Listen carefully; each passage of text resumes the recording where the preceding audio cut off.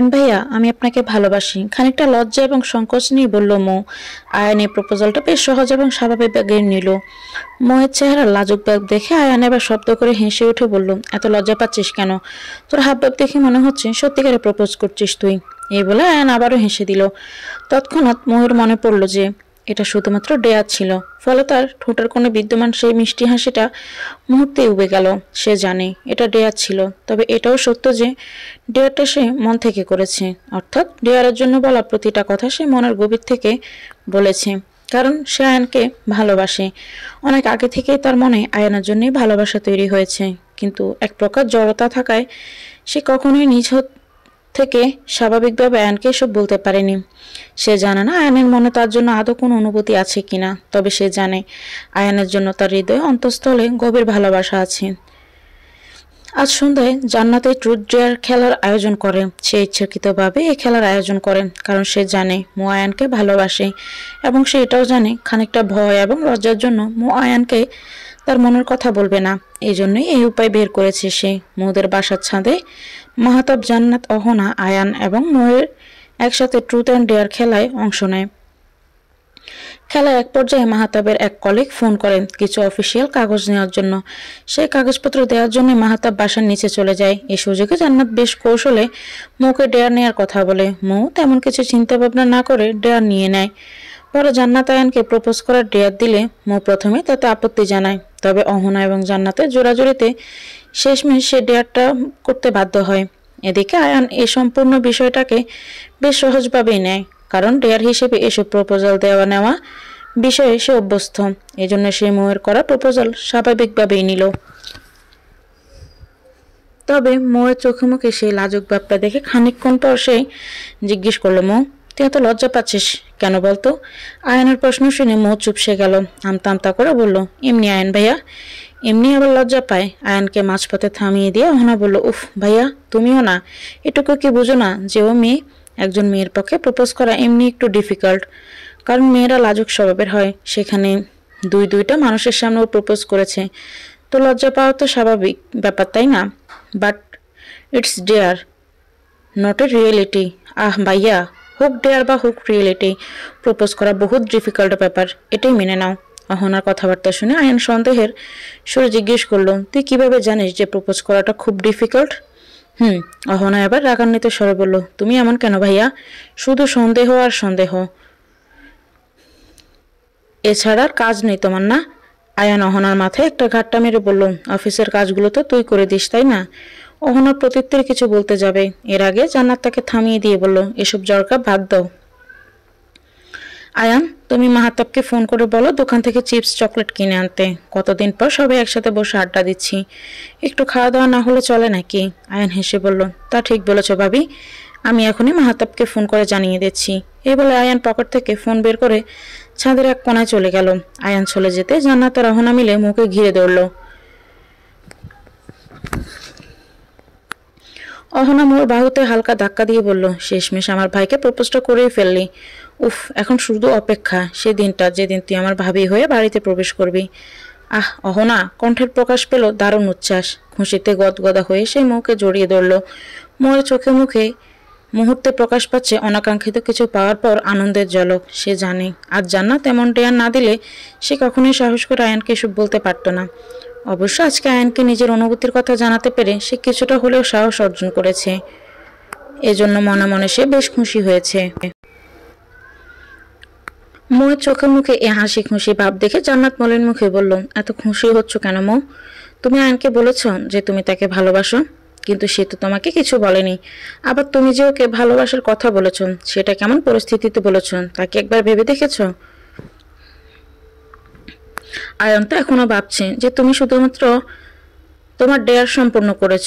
তুমি শুধু নিজের মনের কথাটা ওর সামনে প্রকাশ করে একটু হালকা হয়েছ, ব্যাস। জান্নাতের যুক্তিপূর্ণ কথাবার্তা শুনে মৌ এবং অহনার ঠোঁট থেকে হাসি উবে গেল। মুহূর্তে তাদের চোখে মুখে থমথমে এক ভাব দেখা গেল। অহনা নিচু গলায় বলল, জান্নাত ভাবি ঠিক বলেছে মৌ। ভাইয়া তো এখনো ভাবছে যে তুই তাকে প্রপোজ করে ডেয়ার কমপ্লিট করেছিস। জাস্ট তুই সরাসরি সত্যটা বলা পর্যন্ত কোনো সলিউশন আসা যাচ্ছে না। মৌ এবার চিন্তিত স্বরে বলল, তা অবশ্য ঠিক বলেছিস, কিন্তু আয়ান ভাইয়াকে সরাসরি মনের কথা বলার মতো সাহস আমার নেই। অহনা বলল, তাহলে ভাইয়াকে ভুলে যা তুই। মনের চোখে মুখে এবার নেমে এলো বিষাদের ছায়া। সেই মুখ কালো করে বলল, এ আমার দ্বারা সম্ভব না। অহনা হালকা জাজালো গলায় বলল, এটাও তোর দ্বারা সম্ভব না, আবার ভাইয়াকে প্রপোজ করাও তোর পক্ষে সম্ভব না। তাহলে তোর দ্বারা সম্ভব কি বলতো? মৌ কোনো প্রকারে জবাব না দিয়ে চুপচাপ বসে থাকে। জান্নাত ফুস করে একটা শ্বাস ফেলে মৌকে বলল, দেখো মৌ, তুমি যদি সিরিয়াসলি আয়নকে তোমার মনের কথা বলো, তাহলে আয়নের মনের কথাটাও তুমি জানতে পারবে। জান্নাতকে পুরো কথা শেষ করতে না দিয়ে অহনা দৃঢ়চিত্তে বলে উঠল, তুই এতদিন ভাইয়ার জন্য অপেক্ষা করেছিস, অর্থাৎ ভাইয়া আদৌ তোকে পছন্দ করে কিনা সেটা জানতে চেয়েছিস, শুনতে চেয়েছিস, কিন্তু আলটিমেটলি তুই কিছুই জানতে পারিসনি। এখন ভাইয়ের মনের ভেতরকার খবর জানার জন্য তোর মনের কথা ওর সামনে তুলে ধরতে হবে। এতে ভাইয়া তার মনের অবস্থা তোকে বলে দিবে। এই কাজটা করলে আমরা অ্যাটলিস্ট একটা কনক্লুশনে পৌঁছাতে পারবো। না হলে তুই আর কোনোদিন ভাইয়াকে ভেবে মনে মনে পছন্দ করে যাবি। এই বলে অহনা থেমে মৌয়ের দিকে তাকালো। মৌ তখন কিছু ভাবতে ব্যস্ত। অহনা আবারও বলল, ভাইয়াও যদি তোকে পছন্দ করে, তাহলে তো দুই বাড়ির সবাইকে ব্যাপারে বলে বিয়ের আয়োজন করা যেতে পারে। কিন্তু বাই এনি চান্স ভাইয়ার জবাব না হলো, তখন কি হবে? অহনার এই প্রশ্নে মৌয়ের মুখটা মলিন হয়ে এলো। সে মিনমিন করে বলল, এ ব্যাপারে কিছু ভেবে দেখিনি আমি। অহনা খানিকটা বিরক্ত হয়ে বলল, আহা, এতদিন ভাবিসনি, কিন্তু এখন ভাবতে হবে। ভাইয়ার জবাব না হলে তুই নিজের পথে চলে যাবি, পেছনে ফিরেও তাকাবি না। আমি চাই না তুই এসব নিয়ে সারা জীবন পড়ে থাক। তুই অবশ্যই একটা বেটার ফিউচার ডিজার্ভ করিস।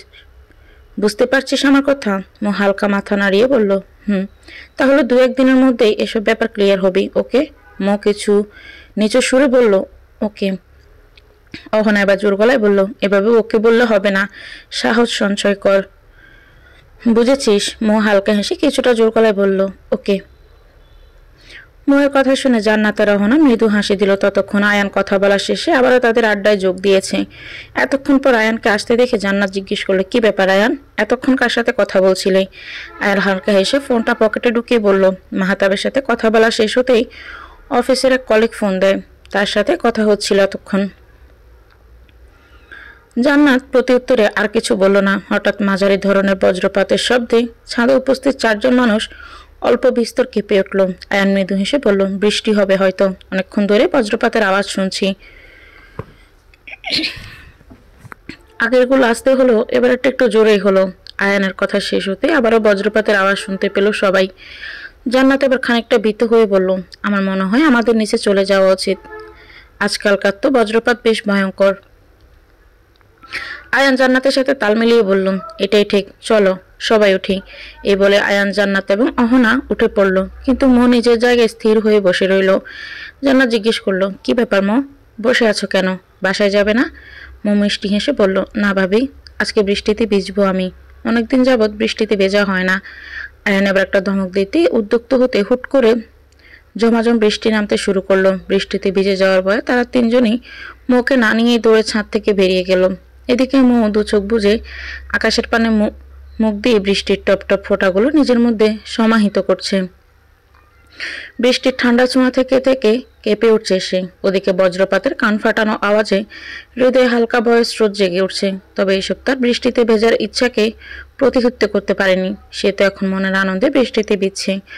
কিছুক্ষণ যেতে সে পা দুটো একত্র করে দুহাত দুটো প্রসারিত করে ছাদে শুয়ে পড়ল। এভাবে বৃষ্টি বিলাস করতে বেশ ভালো লাগে তার, অন্যরকম এক ধরনের আনন্দ অনুভব হয়। হঠাৎ মুখ খেয়াল করলো তার চোখে মুখে বৃষ্টির ফোঁটা পড়ছে না, অথচ শরীরের নিচের অংশ দিব্যি বৃষ্টিতে ভিজছে। এমনটা হওয়ার কারণ বুঝতে না পারে সে চোখ খুলল। সাথে সাথে নিজের মাথার উপর একটা ছাতা দেখলো সে। এতে সে চমকে উঠে শোয়া থেকে বসে পড়ে। মনে প্রশ্ন নিয়ে পেছনে ফিরে তাকিয়ে দেখে আয়ান রাগান্বিত চাহনি নিয়ে তার দিকে তাকিয়ে আছে। এতে মো মোটেও ভয় পেল না, উল্টো রন্ধ্রে রন্ধ্রে ভালোবাসার এক উষ্ণ ছোঁয়া অনুভব করলো সে। মো মুচকি হেসে আয়ানের দিকে তাকালো। ঝিরিঝিরি বৃষ্টিতে চারপাশ ঝাপসা হয়ে আসছে, তবুও মোহের ঠোঁটের কোণে আটকে থাকা সেই মিষ্টি হাসি আয়ানের নজর এড়ালো না। তবে বরাবরের মতোই সে হাসিটা অগ্রাহ্য করল সে। আজও এই হাসিটা তার উপর কোনো প্রভাব ফেলেনি, যেমনটা এর আগেও হয়েছে। আয়ান ছাতা নিয়ে মোয়ের সামনে গিয়ে দাঁড়ালো। মোয়ের মাথার উপর ছাতা ধরতে মো চোখ মুখ কুচকে বলে উঠল, এসব কি আয়ান ভাইয়া? আয়ান গরম চোখে তাকিয়ে নিজের দিকে ইশারা করে বলল, এটা আমি, আর আমার হাতে থাকা এই জিনিসটা হলো ছাতা। আয়নার খোঁচা দেওয়া কথাবার্তা শুনে মৌ সরু চোখে তাকিয়ে বলল, সে আমি জানি, আমি বলেছি। আমাকে এভাবে বৃষ্টিতে ভিজতে বাধা দিচ্ছ কেন? আয়ন শান্ত দৃষ্টিতে কিছুক্ষণ মৌয়ের দিকে তাকিয়ে রইল। এরপর হুট করে কোনো প্রকার কথাবার্তা ছাড়াই মৌয়ের হাত ধরে টেনে নিয়ে যেতে লাগলো সে। মৌ বেশ বুঝে গিয়েছে আয়ান তাকে এই মুহূর্তে বৃষ্টিতে ভিজতে দিবে না, কিন্তু সেও নাছোড়বান্দা। আজ যাই হোক, আজ সে ভালো মতো বৃষ্টিতে ভিজে তবেই বাসায় যাবে। এজন্য ছাদের দরজার কাছে পৌঁছানোর আগে সে আয়ানের হাত ঝামটা মেরে ছাড়িয়ে নিয়ে বলল, আমি এখন বাসায় যাব না, বৃষ্টিতে ভিজবো। অনেকদিন পর আজকে একটু বৃষ্টিতে ভেজার সুযোগ হলো, আর তুমি সেই সুযোগটা কেড়ে নিবে? মোটেও না, তুমি চলে যাও, বৃষ্টি থেমে গেলে আমি চলে আসব। আয়ান কিছুটা রাগান্বিত স্বরে বলল, দেখ বুম, বাচ্চাদের মতো জেদ করিস না, ভালো মতো বলছি, বাসায় ফিরে চল। শুধু শুধু বৃষ্টিতে ভিজে কি হবে? কোনো লাভ তো নেই, বরং ক্ষতি আছে। এই যে এখন বৃষ্টিতে ভিজছিস, রাতের মধ্যেই তোর জ্বর চলে আসবে, তখন পুরো বাড়ি মাথায় তুলে ফেলবি, আর আঙ্কেল আন্টি মাহাতাব জান্নাতের রাতের ঘুম হারাম করে দিবি। এজন্য বলছি, চুপচাপ ভদ্র মেয়ের মতো আমার সাথে নিচে চল। আয়ানের যুক্তিপূর্ণ কথা শোনার পর মন নিজের জায়গা থেকে এক পা নড়ে উঠল না, বরং দৃঢ় চিত্তে বলল, এবার জ্বরও আসবে না, পুরো বাড়ি মাথায়ও তুলব না, সুতরাং আমি এখন বৃষ্টিতেই ভিজবো। তুই তো শরীরের ভেতরকার সব খবর জানিস, তাই না? তোর যে এবার জ্বর আসবে না কে বললো?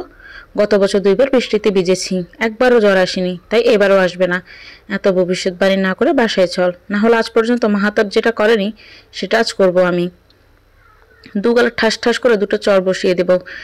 আয়ানের এই ধমকেও কাজ করলো না মৌয়ের উপর। সে জানে আয়ানের রাগ বেশ ভয়ঙ্কর, তবুও সে এখন আয়ানের রাগ দেখে ভয় পাচ্ছে না, উল্টো হুট করে সে একটা দুঃসাহসিক কাজ করে ফেললো। সে কোনোরূপ কথাবার্তা ছাড়াই আয়ানের হাত থেকে ছাতা নিয়ে ছাদের উপর দিকে ছুঁট লাগালো সে। আচমকা এমন হওয়ায় আয়ান হতভম্ব হয়ে সামনের দিকে চেয়ে রইল কিছুক্ষণ। ঘটনাটি বুঝতে কয়েক সেকেন্ড সময় লাগলো তার। ঘটনা প্রবাহ সম্পূর্ণ বুঝে ওঠার সাথে সাথে আয়ান বড় পা ফেলে মৌয়ের দিকে এগিয়ে এলো। গরম চোখে মৌয়ের দিকে তাকিয়ে চিবিয়ে বলল, আজ যদি তো জ্বর এসেছে, তাহলে আমার চেয়ে খারাপ আর কেউ হবে না। এই বলে আয়ান শক্ত হাতে মৌর হাত চেপে ধরে ছাদ হতে বাসায় নিয়ে আসলো। বাসায় আসার সাথে সাথে মৌ মুখ কালো করে রুমে চলে গেল।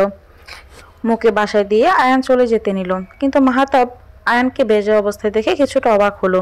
দরজার কাছে এসে সে আয়ানকে জিজ্ঞেস করলো, কি ব্যাপার আয়ান, তুই ভিজলি কি করে? মাথার ভেজা চুলগুলো হালকা নাড়াচাড়া করে আয়ান বলল, তোর টিটমার্কা বোনের জন্য। ও আবার কি করলো? আর বলিস না, আমার ছাদে থাকতে থাকতে বৃষ্টি শুরু হয়, সবাই চলে আসতে চাইলেও মৌ আসতে চায় না। পরে জান্নাত ভাবি আমাকে বলল একটা ছাতা নিয়ে ওকে ছাদ থেকে নিয়ে আসতেন। আমিও বেশ আনতে গেলাম, কিন্তু সে কিছুতেই আসবে না, আমি যেন ওকে না নিয়ে যেতে পারি, এজন্য আমার কাছ থেকে ছাতা নিয়ে এক ছুট দিল। এই বলে ছোট্ট একটা নিঃশ্বাস ফেললো। মাহাতাব কিছুটা বিরক্ত নিয়ে বলল, এই মেয়েটার কিছু কিছু স্বভাব পুরোই বাচ্চাদের মতন, আবার কিছু কিছু জ্ঞানী গুণীদেরও হার মানায়। তুই বাসায় চলে যা, বৃষ্টি থামলে আমি অহনাকে দিয়ে আসবো। হঠাৎ অহনার কথা বলতে আয়ান মাহাতাবের কাজ ছাপিয়ে ড্রয়িং রুমে চোখ বুলালো। সেখানে আয়ানকে দেখতে না পেয়ে সে জিজ্ঞেস করলো, অহনা কোথায়? আমাদের রুমে, জান্নাতের সাথে গল্প করছে। ও আচ্ছা, তুই কখন বাসায় এলি? বৃষ্টি শুরু হওয়ার কিছুক্ষণের মধ্যে চলে আসি। আচ্ছা ভালো, তাহলে আমি যাচ্ছি। ওকে যা। এই বলে আয়ান সিঁড়ি বেয়ে চলে গেল। আয়ান চলে যাওয়ার পর মাহাতাব ড্রয়িং রুমে এসে টিভি ছেড়ে দিয়ে খবর দেখতে বসে পড়ল। ঘুমের মাঝে প্রচণ্ড শীত অনুভব করলো মৌ, একদম হাড় কাঁপানো শীত যাকে বলে, অথচ এখন বর্ষাকাল চলছে। শীতের কামড়ে ঘুম থেকে উঠে পড়ল মৌ। বোঝা বোঝা চোখ নিয়ে শীতে কাঁপতে কাঁপতে এসে বিছানা ছেড়ে উঠে আলমারির কাছে গেল। আলমারির দরজা খুলে একটা কাঁথা বের করে বিছানায় এসে শুয়ে পড়ল। এরপর আপাতমস্তক নিজেকে কাঁথায় ডেকে নিল। কিছুক্ষণ পর সে অনুভব করলো তার শীত লাগা ভাবটা কমে আসছে, কিন্তু নিজের এক হাত দিয়ে অপর হাত স্পর্শ করতে গরম ছোঁয়া অনুভব করলো সে। তার আর বুঝতে বাকি রইল না যে সে প্রচণ্ড জ্বরে আক্রান্ত হয়েছে। তবুও পুরোপুরি নিশ্চিত হওয়ার জন্য সে আলতো হাতে কপালে চেপে ধরল। প্রচণ্ড গরমে কপাল পড়ে যাচ্ছে যেন। এই মুহূর্তে একটা নাপা না খেলেই নয়। এই মুহূর্তে মহের শরীরে ওষুধ প্রবেশের প্রয়োজন রয়েছে, অথচ সে তা চাইছে না। ধীরে ধীরে শরীর যেন ভেঙে আসছে তার। মন মস্তিষ্ক কিছুতেই সায় দিচ্ছে না এখন উঠে গিয়ে ওষুধ খেতে। যেখানে মন মস্তিষ্কে সাফ মানা করে দিয়েছে, সেখানে মোহের সাধ্য নেই এই ভাঙা শরীরকে টেনে নিয়ে উঠে যেতে। বরং এখন কষ্ট করে ঘুমিয়ে পড়লে সকালে উঠে জ্বর ঠিক হয়ে যাবে, এ বুঝ দিল সে নিজেকে। কিছুক্ষণ পর হঠাৎ আয়ানের কথা মনে আসতেই মৌ হেসে বিড়বিড় করে বলল, আমার ভবিষ্যৎবাণী তো ঠিকই হলো হলো না আয়ান ভাইয়া। শেষমেশ জ্বরটা আমাকে জড়িয়েই ধরলো। এসব বিড়বিড় করে বলতে বলতেই মুখ ঘুমের দেশে তলিয়ে পড়ল। প্রচণ্ড জ্বরে মোয়ের দু চোখ জ্বলছে। চোখ খোলা রাখা দায় হয়ে পড়েছে তার জন্য। কিন্তু ক্লাস তো করতেই হবে। আগামী পরশু এই ক্লাসের উপর পরীক্ষা আছে তার। বরাবরের মতো এবারও তাকে পরীক্ষায় ভালো করতে হবে। এজন্য ক্লাসে মনোযোগ দেওয়াটা খুব দরকার। অথচ এই দরকারি কাজটা সে করতে পারছে না। সকালে ঘুম ভাঙার পর মৌ নিজের জ্বর পরীক্ষা করছিল। তখন মোটামুটি সুস্থই ছিল সে, তবুও ভার্সিটি যেতে মন চাইল না তার। কিন্তু ফ্রেশ হয়ে আসার পরপরই আজকের ক্লাসের কথা মনে পড়তে ভার্সিটি আসার তাগিদ অনুভব করে সে। যথারীতি সকালের নাস্তা খাওয়া শেষ করে অহনার সাথে ভার্সিটির উদ্দেশ্যে বেরিয়ে পড়ে সে। তখন থেকে একটু একটু করে আবার অসুস্থতা অনুভব করে সে, কিন্তু ইচ্ছে থাকা সত্ত্বেও ক্লাস বাদ দেওয়া যাবে না। ফলে শরীর আর মনের উপর এক প্রকার জোর খাটিয়ে সে ক্লাস করতে চলে আসে। অহনা তার সাথে থাকার পরও তার অবস্থা বুঝতে পারেনি, কারণ সে নিকাব পরে বাহিরে বের হয়। যত সময় পার হচ্ছে ততই বেশি অসুস্থতা অনুভব করছে মৌ। তার পুরো শরীর জ্বরের তাপে পুড়ে যাচ্ছে যেন। পরনে জামা কাপড়ও হয়তো এতক্ষণে গরম হয়ে পড়েছে। চোখ খোলা রাখাও দায় হয়ে পড়েছে তার জন্য। হঠাৎ করে কোনো এক কারণে গলবিলের কাছে তেতো তেতো অনুভব হচ্ছে। ময়ের কারণটা আপাতত জানে না। সে জানে জ্বর হলে তার এসব লক্ষণ দেখা দেয়। পুরো ক্লাসটা অতি কষ্টে শেষ করে উঠল মৌ। অহনা এতক্ষণ তার পাশেই বসেছিল, কিন্তু ময়ের অসুস্থতা সে খেয়াল করেনি। পুরো ক্লাস মনোযোগ দিয়ে করেছে সেও, কারণ চলমান টপিকটা সে খুব একটা ভালোভাবে বুঝে না। এর উপর আবার পরশুদিন পরীক্ষা। অহনা যে ময়ের অসুস্থতা বোঝেনি তা নয়, সে প্রথম প্রথম কিছুটা আন্দাজ করেছিল। মোকে ব্যাপারে জিজ্ঞেসও করেছিল, কিন্তু মো সাফ নাচক করে দেয়। পরবর্তীতে ক্লাস শুরু হয় এ বিষয়ে অহনা ঘাঁটাঘাঁটি করেনি। ক্লাস শেষে অত্যন্ত দুর্বল ভঙ্গিতে বেঞ্চ থেকে উঠে দাঁড়ালো মো। অহনা খানিকটা অবাক হয়ে জিজ্ঞেস করলো, কি ব্যাপার মো, তুই ভেবে উঠলি কেন? কোনো সমস্যা? মো হেসে জবাব দিল, একটু জ্বর এসেছে রে, এই তো। অহনা আবার চিন্তিত হয়ে মোয়ের ডান হাত চেপে ধরল। নিজের হাতে প্রচণ্ড গরম অনুভূত হলে সে বিস্ময় নিয়ে মোয়ের দিকে তাকিয়ে বলল, মো, তোর গায়ে তো প্রচণ্ড জ্বর, এত জ্বর নিয়ে ক্লাস করলি কি করে এতক্ষণে? মো জবাবে কিছুই বলল না। কয়েক সেকেন্ড চোখ বন্ধ রাখার পর নিচু গলায় বলল, শরীরটা একদমই ভালো লাগছে না, বাসায় নিয়ে চল অহনা। মোয়ের কথা সম্পূর্ণ শেষ হওয়ার আগেই অহনা মোয়ের হাত ধরে বলল, চল, হাঁটতে কষ্ট হলে বলিস। আর তুই তো জ্বর নিয়ে ক্লাস করলি কেন? মো আবারও নিচু গলায় বলল, বহু কষ্টে সৃষ্টে বলল, পরশুদিন পরীক্ষা বলে আজ কষ্ট করে ক্লাসটা করলাম। অহনা খানিকটা বিরক্ত হয়ে বলল, তোরও না পুরো মাথায় খারাপ। আমাকে বললে আমি সব ঠিকঠাক নোট করে তোকে দিয়ে দিতাম, শুধু শুধু নিজেকে কষ্ট দেওয়া। মন প্রত্যুত্তরে কিছু বলল না। কিছু দূর যাওয়ার পর সে আয়ানকে নিজের বাইকের পাশে দাঁড়িয়ে থাকতে দেখল। দুর্বল কণ্ঠে অহনাকে জিজ্ঞেস করলো, আয়ান ভাইয়া এখানে কেন? কয়েকটা জিনিস কেনাকাটার জন্য ডেকেছি, কিন্তু আজকে তো আর যাওয়া সম্ভব না। দাঁড়া, আমি ভাইয়াকে বলি একটা সিএনজি ঠিক করতে। মো আর কথা বাড়ালো না। অহনার সাথে ধীরে পায়ে হেঁটে চলল।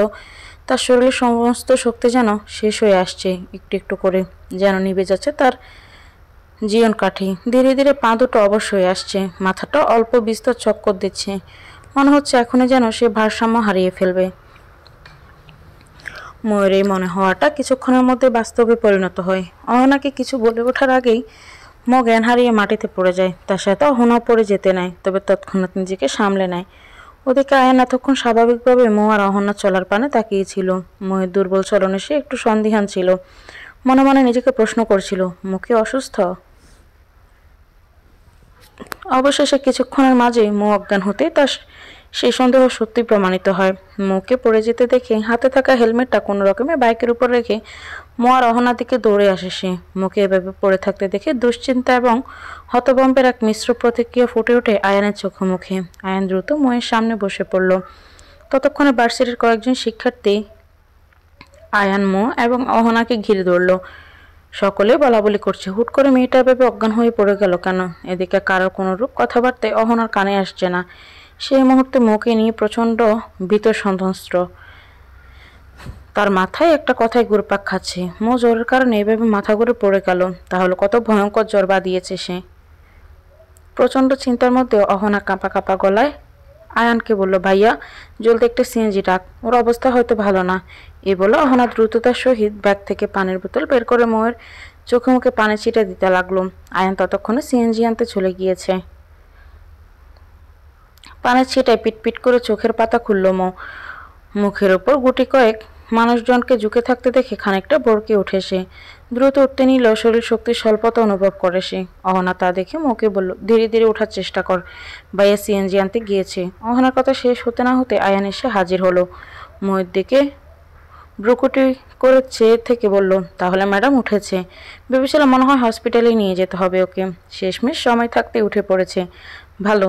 অহনা আর মৌ আয়ানের কথা গুরুত্ব দিল না, বরং অহনা আয়ানকে স্বাভাবিক কণ্ঠে বলল, ভাইয়া মুখে গেট পর্যন্ত নিয়ে যাব কিভাবে? ওর শরীর তো দুর্বল। বাহিরের গেট পর্যন্ত তো আমি একা হাতে কিভাবে নিয়ে যাব?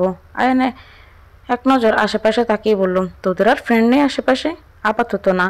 এই ভিড়ের মধ্যে থেকে একজনকে বলো আমাকে সাহায্য করতে। মৌ ততক্ষণে আস্তে আস্তে করে ওঠার চেষ্টা করছে। অহনা যতটুকু পারছে তাকে সাহায্য করছে। আয়ান ভিড়ের মধ্যে থেকে একটা মেয়েকে বলল, মৌকে একটু সাহায্য করতে। মেয়েটা বিনা বাক্যে মৌয়ের কাছে চলে এলো। সিএনজির কাছে এসে আগে থেকে দাঁড়িয়েছিল আয়ান। অহনা সেই মেয়েটি মৌকে সিএনজির কাছে আনলে মৌ অহনার হাত ধরে কষ্টে সৃষ্টে সিএনজিতে উঠে বসে। তারা ওঠার পরপরই সিএনজি স্টার্ট হয়ে গেল। খানিকটা বিরক্ত আর অনিচ্ছা নিয়েই সে সিএনজির পিছু পিছু বাসার উদ্দেশ্যে রওনা হলো। এই মেয়ে তো এক কথা কানে যায় না, এত চিট। গতকাল বললাম বৃষ্টিতে ভিজিস না, জ্বর বাঁধতে সময় লাগবে না, কিন্তু এ কি শোনার পাত্র? প্রচণ্ড তেজে কথাগুলো বলে ফোঁস করে এক নিঃশ্বাস ছাড়ল আয়ান। অবন্তিকা ইসলাম, জহির ইসলাম, মাহাতাব, জান্নাত এবং অহনা চুপচাপ বসে আয়নার কথাগুলো শুনে যাচ্ছে। ফাঁকে ফাঁকে এক নজর মৌয়ের দিকে তাকাচ্ছে। এই মুহূর্তে বালিশে হেলান দিয়ে মাথা নিচু করে বসে আছে মৌ। কান দিয়ে কথা শোনা ছাড়া আর কোনো কাজ না থাকায় হাতের আঙুলগুলোর চামড়ার ভাঁজ দেখছে সে। অনিচ্ছা সত্ত্বেও আয়ানের প্রতিটা ধমক মুখ বুজে সহ্য করে নিচ্ছে সে। প্রতিবারই এমনটা করে সে। কোনো ভুল করে থাকলে আয়ান আর মাহাতাব তাকে ইচ্ছে মতো ধমকাতে পিছু পা হয় না। যেখানে ছোটোখাটো ভুলে সে ধমক শুনে, সেখানে রীতিমতো অসুস্থ বাদিয়ে ফেলেছে। মৌকে বাসায় আনা হলে পরিচিত এক ডক্টর দিয়ে তাকে দেখানো হয়। কিছু ওষুধপত্র লিখে ডক্টর চলে যেতেই মাহাতাব আগুনের গলার মতো বর্ষিত হতে থাকে মৌয়ের উপর। পরে সে চুপ হয়ে বসে থাকলে আয়ান ধমকানো শুরু করে। এক্ষেত্রে মৌয়ের মা অবন্তিকা ইসলাম এবং মৌয়ের বাবা জহির ইসলাম নীরব দর্শকের ভূমিকা পালন করছেন, কারণ তারা জানেন মৌয়ের ভুল হয়েছে। সেক্ষেত্রে তাকে প্রশ্রয় দেওয়ার মানে দ্বিতীয়বার একই ভুলের পুনরাবৃত্তি হওয়া। যদিও মৌকে দুজনে খুব ভালোবাসেন। কিছুক্ষণ থেমে থেকে আয়ান মৌয়ের দিকে তাকিয়ে তেজি সুরে বলতে লাগলো, এখন মাথা নিচু করে বসছে আসিস কেন? বৃষ্টিতে ভেজার সময় তো ধেই ধেই করে নাচছিলি, আবারও বললি কি আমার জ্বর আসবে না? আয়ান ভাইয়া, গত 2 বার আসেনি, এবারও আসবে না, অথচ এখন কি হলো? জ্বর বাঁধিয়ে রীতিমতো অজ্ঞান হয়ে পড়েছিলি। মাথাটাই খারাপ করে দিলি তুই। তোর আর অহনার মতো তেরা মেয়ে আমি এই জীবনে একটাও দেখিনি। অহনা এবার তেড়ে গিয়ে বিস্ময় নিয়ে বলল, এর মধ্যে আমি কি করলাম? শুধু শুধু আমাকে টানছো কেন ভাইয়া? তোকেও টানা উচিত। এর মধ্যে দুটো আস্ত একটা ঝামেলার গোডাউন। ঠিক বলেছি না মাহাতাব? মাহাতাব তীক্ষ্ণ চোখে একবার মৌয়ের দিকে এবং একবার অহনার দিকে চেয়ে বলল, একদমই ঠিক। আয়ান আবার অবন্তিকা ইসলামকে বলল, আন্টি মৌকে একটু বকবেন, অনার্স 2nd ইয়ারে পড়ে, অথচ এখন ওকে বকতে হয়। এত বড় মেয়েকে বকা দেওয়া উচিত না, তবুও বকতে হয়। এই যে এখন জ্বর বাঁধিয়ে ফেললো, এটা সারতে সারতে 2-3 দিন পার হয়ে যাবে, জুলুম হয়ে যাবে আপনারা জান্নাত ভাবির। এই বলে আয়ান চুপ করে রইল। অবন্তিকা ইসলাম শান্ত দৃষ্টিতে মৌয়ের দিকে তাকিয়ে বললেন, সবসময় একটা না একটা ঝামেলা বাঁধিয়েই চলিস। তোদের ঝামেলায় কোনো না কোনোভাবে ছেলে দুটোকে টেনেই আনিস। কবে যে শুধরাবি? গতকাল আয়ানের কথা শুনে বৃষ্টিতে না ভিজতে এ জ্বর আসতো না, আর তোকে নিয়েও এত টেনশন করতে হতো না। কিন্তু তুই শুনলে তো? এই বলে অবন্তিকা ইসলাম চেয়ার ছেড়ে উঠে গেলেন। স্ত্রীর পিছু পিছু জহির ইসলামও ছুটে চললেন। তারা চলে যেতে আয়ান মৌয়ের সোজাসুজি বিছানায় বসে মিষ্টি স্বরে বলল, মৌ, আর কি কোনো সমস্যা ক্রিয়েট করা বাকি আছে? বাকি থাকলে আজকের মধ্যেই করে ফেল। এই বলে আয়ান কয়েক সেকেন্ড চুপ রইল।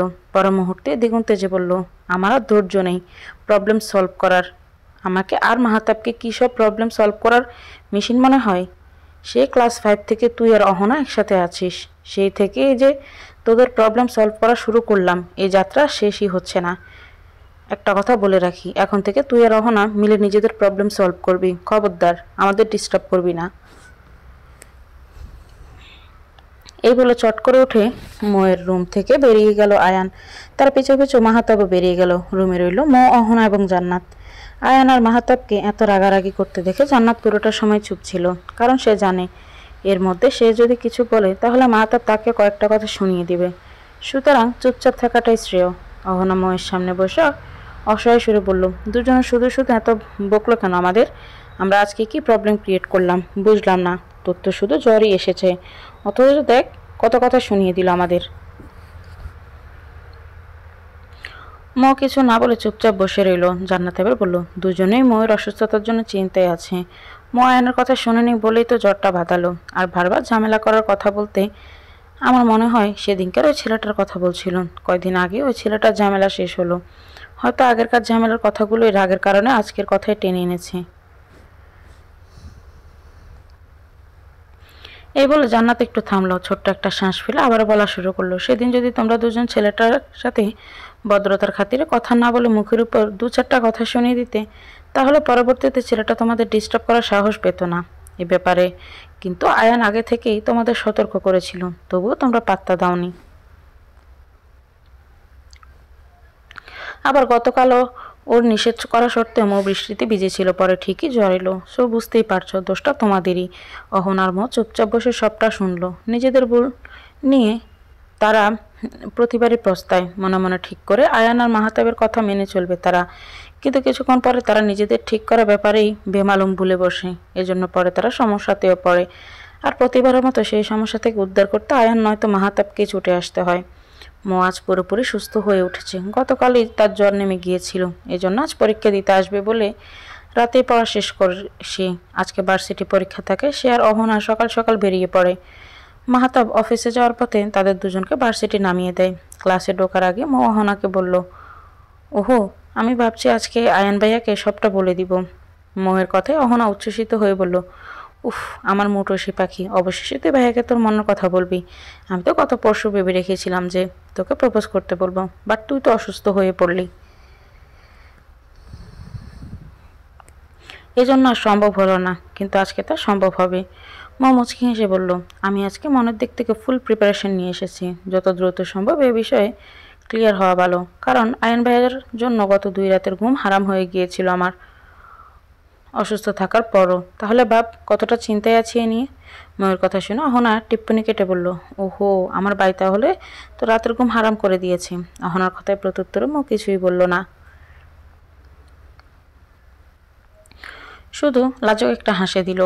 অহনা আবারও বলল, ভাইয়াকে তাহলে ভার্সিটি আসতে বললে এখানকার একটা খালি জায়গায় বসে কথাবার্তা বলিস না হয়। বাসায় তো এসব সম্ভব না, আর রেস্টুরেন্টে অনেক মানুষজন থাকবে, তো সেখানে তো আরোই সম্ভব না। এর চেয়ে ভালো ভার্সিটি থেকেই কথা হোক। অহনার প্রস্তাবে প্রথম প্রথম ও রাজি না হলেও পরে ঠিকই রাজি হয়ে গেল। সবকিছু সম্পূর্ণ ভেবেচিন্তে তারা দুজনে ক্লাসে চলে গেল। আজকে বসের কাছে বেশ কয়েকটা খোঁটা শুনেছে আয়ান,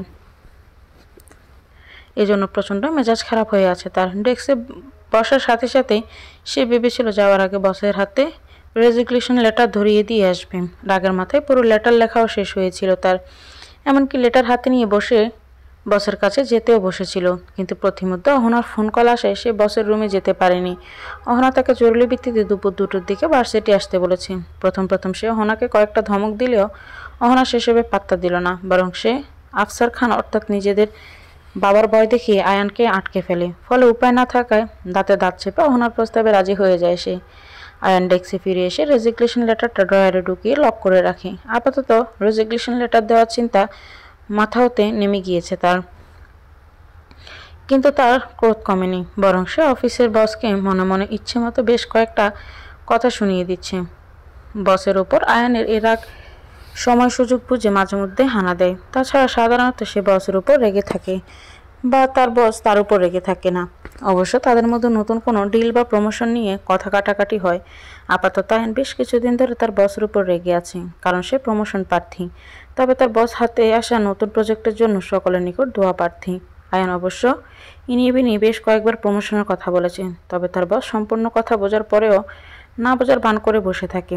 এজন্যই তার উপর আয়নের রাগটা বেশি। কোনো রকমে আজকের কাজ শেষ করে আয়ন দুপুরে 1টার দিকে অফিস থেকে বেরিয়ে পড়ল। আজ আপাতত কাজ একটু কম থাকায় সে দ্রুত বেরিয়ে পড়তে পেরেছে। তবে রাতে ল্যাপটপে বাকি কাজটুকু শেষ করতে হবে, এই লক্ষ্য নিয়ে এসে বাইকে চড়ে বসল। কিছুটা ঠান্ডা মাথায় আয়ান বাইক চালাচ্ছে, তবে তার এই ঠান্ডা মস্তিষ্কে স্থায়িত্ব খুব বেশিক্ষণ হলো না। ভার্সিটির কাছাকাছি এলে ইউটার্ন নিতে গিয়ে তার বাইক এবং একটি রিকশার মুখোমুখি সংঘর্ষ হলো, যদিও তা ছোট পর্যায়ে। তবে আয়ানের রাগের উপর এই ছোট্ট ঘটনা ঘিয়ের মতো কাজ করলো। কিছুক্ষণের জন্য আটকে থাকা তার সুপ্ত রাগ এখন রিকশাওয়ালা এবং রিকশার সেই যাত্রীর উপর অগ্নিকিরের মতো বর্ষিত হওয়া শুরু করলো। অবশ্যই রিকশাওয়ালা এবং তার যাত্রীও কোনো অংশ কম নয়। তারাও আয়ানের উপর রাগ দেখাতে শুরু করলো। তিনজন একদম সমান তালে একে অপরের সাথে ঝগড়া করে চলেছে। কারোরই থামার নাম নেই, বরং তিনজনই একে অপরের উপর দোষ চাপিয়ে দিতে ব্যস্ত।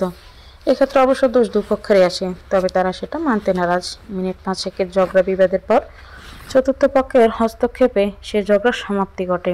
অবশেষে আরেক দফা রাগের অগ্নিগিরি নিজের মধ্যে সমাহিত করে ভার্সিটির উদ্দেশ্যে রওনা দিল আয়ান। এদিকে আজ আয়ানকে প্রপোজ করবে বলে ময়ের মধ্যে ভয় এবং উৎকণ্ঠার সীমা নেই। অবশ্যের পাশাপাশি সে খানিকটা খুশিও বটে, কারণ এতদিন পর সে সরাসরি আয়ানকে নিজের মনের কথা বলবে। পাশাপাশি সে অবশ্যই এটাও ভাবছে যে আয়ানও তাকে ভালোবাসে। তার প্রতি আয়ানের যত্নশীল নজর, বিপদ আপদ থেকে রক্ষা করার প্রতিটা মুহূর্ত সে ভেবেছে আয়ানের মনে সুপ্ত কিছু অনুভূত রয়েছে, যদি এ বিষয়ে সে কখনো নিশ্চিত হয়নি। অনেকটা আন্দাজের উপর ভিত্তি করে সে মনে মনে হিসেব সাজিয়েছে। এতদিনের অপেক্ষা সমাপ্তি ঘটে অবশেষে সে আজ আয়ানের মনের কথা জানতে চলেছেন। আজ সে জানতে পারবে আয়ান আদৌ তাকে ভালোবাসে কিনা। আয়ান অহনার নির্ধারিত করা জায়গায় এসে দাঁড়িয়েছে কিছুক্ষণ আগে। মো এবং অহনা এখনও এখানে এসে পৌঁছায়নি। গাছের নিচে বসেও প্রচণ্ড গরমে তরতর করে ঘামছে আয়ান। চারপাশে বাতাসের আনাগোনা তেমন নেই বললেই চলে। এজন্য প্রচণ্ড গরমে আয়ানের মেজাজ ধীরে ধীরে চূড়ান্ত পর্যায়ে পৌঁছে যাচ্ছে। শার্টের হাতা কনুই পর্যন্ত ভাঁজ করে হাত ঘড়ির দিকে এক নজর বোলালো সে। 2:10 হয়েছে। যেখানে অহনা বরাবর 2টার সময় আয়ানকে ভার্সিটি এসে পৌঁছাতে বলেছে, সেখানে অহনা নিজেই পৌঁছায়নি। ব্যাপারটা মেজাজকে গরম পানিয়ে দিতে যথেষ্ট। অবশেষে আরও 5 মিনিট পর অহনা এবং মো হাসি মুখে আয়ানের দিকে এগিয়ে আসতে লাগলো। এই দুজনের ঠোঁটের কোণে এটা থাকা হাসিটা মোটেও সহ্য হচ্ছে না আয়ানের। গুনে গুনে 15 মিনিট তাকে অপেক্ষা করি। কীভাবে দুজনের মেজাজ এত ফুরফুরে থাকে, কীভাবে বা তাদের চোখে মুখে এত খুশির ছটা। কিছুক্ষণ বাবা বাবির পরেও সে এর যথার্থ কারণ খুঁজে পেল না। উপরন্তু তার রাগ আরও মাথাছাড়া দিয়ে উঠল। নিজের এই অবাধ্য রাগের উপর প্রচণ্ড বিরক্ত আয়ান। এজন্য মাঝে মধ্যে সামনের মানুষটির উপর অহেতুক মেজাজ দেখিয়ে বসে সে। পরে অবশ্যই নিয়ে আফসোসও প্রকাশ করে। নিজের রাগের এই অনুভূতিগুলোকে সে পুরোপুরি শেষ করে দিতে চায়, তবে সে বরাবরই এতে ব্যর্থ হয়। অহনা এবং মো আয়ানের সামনে আসতেই আয়ান ঠান্ডা স্বরে জিজ্ঞেস করলো, একজন মানুষকে গরমে এতক্ষণ অপেক্ষা করিয়ে রাখার অর্থ কী? অহনা এবং মো কোনো জবাব দিল না, বরঞ্চ মো ভয়ে চুপসে গেল। এতক্ষণ ভিতরে ভিতরে জমিয়ে রাখা আত্মবিশ্বাসটা এবার পিছনের গেট দিয়ে পালিয়ে গেল। শুকনো একটা ডোক গিলে সে অহনার দিকে তাকালো। অহনা চোখের ইশারায় মুখে ভরসা দিল, যার অর্থ কিছুই হবে না, তুই ভাইয়াকে মনের কথা বলে দিই। অহনার চোখের ইশারায় মুখ কিছুটা আত্মবিশ্বাস ফিরে পেল। লম্বা একটা শ্বাস টেনে নিয়ে আয়ানের দিকে তাকালো সে। তার কিছু বলে ওঠার আগে আয়ান চোখ গরম করে বলল, কি হলো, চুপ করে আছিস কেন দুজন? এই বলে কয়েক সেকেন্ড থামবার পর সে আবারও টেনে টেনে বলল, যে কাজে ডেকেছেন সে কাজটা কি তা দয়া করে বলবেন আপনারা? আয়ানের প্রশ্ন শোনার সাথে সাথে অহনা মোয়ের বাহুতে হালকা ধাক্কা দিয়ে নিজের কথা বলতে বলল। অহনার ইশারায় মো তৎক্ষণাৎ মাথা নিচু করে চোখ জোড়া খিঁচে বন্ধ করে ফেলল। মুখস্থ বিদ্যার মতো হড়বড় করে বলতে লাগলো, আয়ান ভাইয়া, আমি আপনাকে ভালোবাসি। এটা ডেয়ার না, একদম সত্য কথা। আমি মন থেকে এটা বলছি। আমি আপনাকে অনেকদিন যাবতই ভালোবাসি। অনেক ভাবনা চিন্তা করে আজ আপনাকে কথাগুলো বললাম। এবার আপনার যা সিদ্ধান্ত হবে তাই মাথা পেতে নিব। এই বলে দ্রুততার সহিত ছোট্ট একটা নিঃশ্বাস ফেলল মো। তার হৃৎপিণ্ডের দুপুকানি স্বাভাবিকের চেয়ে প্রচণ্ড তেজি গতিতে চলছে, যেন এখনই তার বুকের খাঁচা হতে বেরিয়ে যাবে। এদিকে আয়ন স্তব্ধ হয়ে মোয়ের কথাগুলো শুনল। নিজের কানকে সে কিছুতেই বিশ্বাস করাতে পারছে না যে মো এসব কথা বলছে তাকে। আয়ন পুরোপুরি নিশ্চিত হতে কিছুটা অবিশ্বাসের সুরে জিজ্ঞেস করলো, এই মুহূর্তে আমাকে কি বললি মো? আরেকবার বলতো। মো আগের মতো হড়বড় করে বলে দিল, আমি আপনাকে ভালোবাসি এবং এটা কোনো নাটক নয়, সম্পূর্ণ সত্য। মোয়ের কথা শেষ হতে আয়ান দুহাত উঁচিয়ে সজোরে হাতে তালি দিতে লাগলো। গলার আওয়াজ উঁচিয়ে রাগত্ব স্বরে বলল, বাহ, এই তো ছিল তোদের সো কল্ড অতি জরুরি কাজ। I am shocked. কি চিন্তা ভাবনা করে এসব বললি আমাকে মো? আগে পিছু কি কিছুই ভাবিস নি? তুই কি ভেবেছিস তুই আমাকে প্রপোজ করলে আমিও প্রত্যুত্তর বলবো আমি তোকে ভালোবাসি? আয়ানের এমন কথাবার্তায় মো মাথা তুলে অবিশ্বাসের চোখে তাকালো তার দিকে। আয়ানের এই কয়েক লাইনের কথাবার্তায় প্রমাণ করে দিল আয়ানের মনে তার জন্য কোনো ধরনের অনুভূতি নেই। এ ব্যাপারে আগেই সে কিছুটা অনুমান করেছিল, তবে পুরোপুরি নিশ্চিত ছিল না সে। বরং এই কয়েকদিনে সে নিজের মনকে বুঝিয়েছে আয়ানও তাকে ভালোবাসে। আগেরকার সেই না বোধক ধারণাটা ইচ্ছে করে পাশ কাটিয়ে হ্যাঁ বোধক সকল ধারণাকে নিজের মনে পুষে রেখেছিল সে। কিন্তু তার এই সিদ্ধান্ত যে তাকে এভাবে ধাক্কা দিবে তা সে ভেবে উঠতে পারেনি। মো কিছু না বলে স্থির দৃষ্টিতে আয়নের দিকে তাকিয়ে রইল। আয়ন কিছুটা ধমকে সুরে বলল, তোর মাথা কি ঠিক আছে মো? তুই কি ভেবে আমাকে প্রপোজ করলি? আমি কি তোকে কখনো এমনটা ইশারা করেছি? বল আমাকে। মো কোনো জবাব দিল না, বরং চুপচাপ দাঁড়িয়েই রইল। এদিকে মোয়ের এই নির্বিকার ভঙ্গি দেখে আয়নের ক্রোধ ধীরে ধীরে আকাশচুম্বী হচ্ছে। সে প্রচণ্ড আক্রোশে দাঁতে দাঁত চেপে বলল, তুই এতটা বেহায়া সেটা জানতাম না আমি। এভাবে আমাকে প্রপোজ করতে চলে এলি? আমি কি কখনো তোকে আমার কাজের মাধ্যমে বলে বুঝিয়েছি যে আমি তোকে ভালোবাসি? আমার তো এমন কিছুই মনে পড়ে না। তারপরও তুই আমাকে প্রপোজ করলি। তুই কী ভেবেছিলি আমি তোকে নাচতে নাচতে বলবো মো আমিও তোকে ভালোবাসি? নেভার এভার, কখনোই এমনটা বলবো না আমি। Cause I just don't like you. সবসময় মুসিবতের গোডাউন নিয়ে আমার ঘাড়ে চেপে বসিস তুই। আমার হাজার রাগ, হাজার বিরক্তির কারণ তুই। আর সেই তোকেই কিনা আমি ভালোবাসবো? হাসিয়ে ছাড়লি আমাকে। নিজেকে কী ভাবিস তুই? হ্যাঁ, বিশ্বসুন্দরী। এত বছরও যখন আমি তোকে ভালোবাসতে পারিনি, সেখানে এখন ভালোবাসা তো অনেক দূরের কথা। তোকে আমার চোখের সামনেই সহ্য করতে কষ্ট হচ্ছে, আর তুই কি না ভাবনা চিন্তা ছাড়াই আমাকে প্রপোজ করে বসলি। এই বলে সে কয়েক সেকেন্ড চুপ করে রইল। এরপর দুহাত মাথায় চেপে ধরে বলল, এই মুহূর্তে আমার মেজাজ প্রচণ্ড খারাপ হয়ে আছে। মন চাইছে এতগুলো মানুষের সামনে তো দুগালার চর বসিয়ে দেই। সকাল থেকে বসে প্যানপ্যানানি, আবার রিক্সাওয়ালার আশ্রাব্য ব্যবহার, গালিগালাজ, আর এখন তোর এই প্রপোজাল, সব মিলিয়ে আমার রাগটা যে এখন কোন পর্যায়ে আছে তা আন্দাজও করতে পারবি না তুই। আর বেছে বেছে আজকের দিনই তোর প্রপোজ করতে হলো। আমার রাগটাকে বাড়ানোর কি দরকার ছিল? ফালতু একটা মেয়ে কোথাকার। এই বলে আর এক মুহূর্তের জন্য আয়ন সেখানে দাঁড়িয়ে রইল না, বরং বড় বড় পা ফেলে ভার্সিটির গেট থেকে বেরিয়ে বাইক নিয়ে চলে গেল সে। আশেপাশে থাকা ভার্সিটির কয়েকজন ছেলে মেয়ে আয়নের চিৎকার চেঁচামেচি শুনে সেই গাছের তলায় চারপাশে ছোটোখাটো একটা বেড় জমালো। প্রথমে দু একজন ছেলে মেয়ে থাকলেও তাদেরকে এদিকে এগিয়ে আসতে দেখে তামাশা দেখার টানে অদূর হতেও কয়েকজন ছেলে মেয়ে চলে আসে। মোয়ের প্রপোজাল দেওয়া, আয়নের রিজেকশন দিয়ে চিৎকার চেঁচামেচি করা, সব কিছু নিয়ে প্রত্যেকের মধ্যে কানাঘোষা চলছে। অহনা এবং মো প্রতিটা কথা মুখ বুজে সহ্য করে নিচ্ছে। অহনা প্রথমে কিছুতেই আয়নের এমন ব্যবহার মেনে নিতে পারেনি। পুরোটা সময় সে হতভম্ব হয়ে আয়নের কথাবার্তা শুনেছে। সে আয়নের এই অতিরিক্ত রাগ সম্পর্কে জানে, তবে সে রাগ যে আজকে এভাবে ভয়ঙ্কর রূপ ধারণ করবে সেটা তার জানা ছিল না। অহনা এই মুহূর্তে মুখে নিয়ে চিন্তিত আছে। মুখ প্রতিটা কথা কীভাবে সহ্য করেছে তারই হিসাব করছে সে মনে মনে। সে যতদূর জানে এতগুলো মানুষের সামনে এভাবে অপমানিত হওয়ার পর মো কখনোই আয়নের সাথে কথা বলবে না।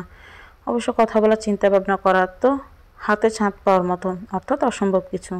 মো যে ভুলো আয়নের সামনেও যাবে না, অহনা তা স্পষ্টভাবেই জানে, কারণ মো প্রচণ্ড আত্মসম্মানবোধ মেয়ে। এর আগে আয়নের বকাঝকা তার ওপর খুব একটা প্রভাব না ফেললেও আজকের এতগুলো মানুষের সামনে অপমানিত হওয়ার প্রভাব সামনের দিনগুলোতে খুব ভালোভাবেই পড়তে চলেছে। তবে এই মুহূর্তে মোয়ের মনে কি চলছে তা অহনা জানে না। এদিকে মো নীরবে চোখের জল ফেলে মনে কঠোর এক সিদ্ধান্ত নিয়ে ফেলল। বাসায় পৌঁছে শাওয়ার নিতে চলে গেল আয়ান। মাথায় একটু ঠান্ডা পানি ঢাললে তার রাগটা কমে যাবে, এই আশাতে শাওয়ার নিতে চলে গেল সে।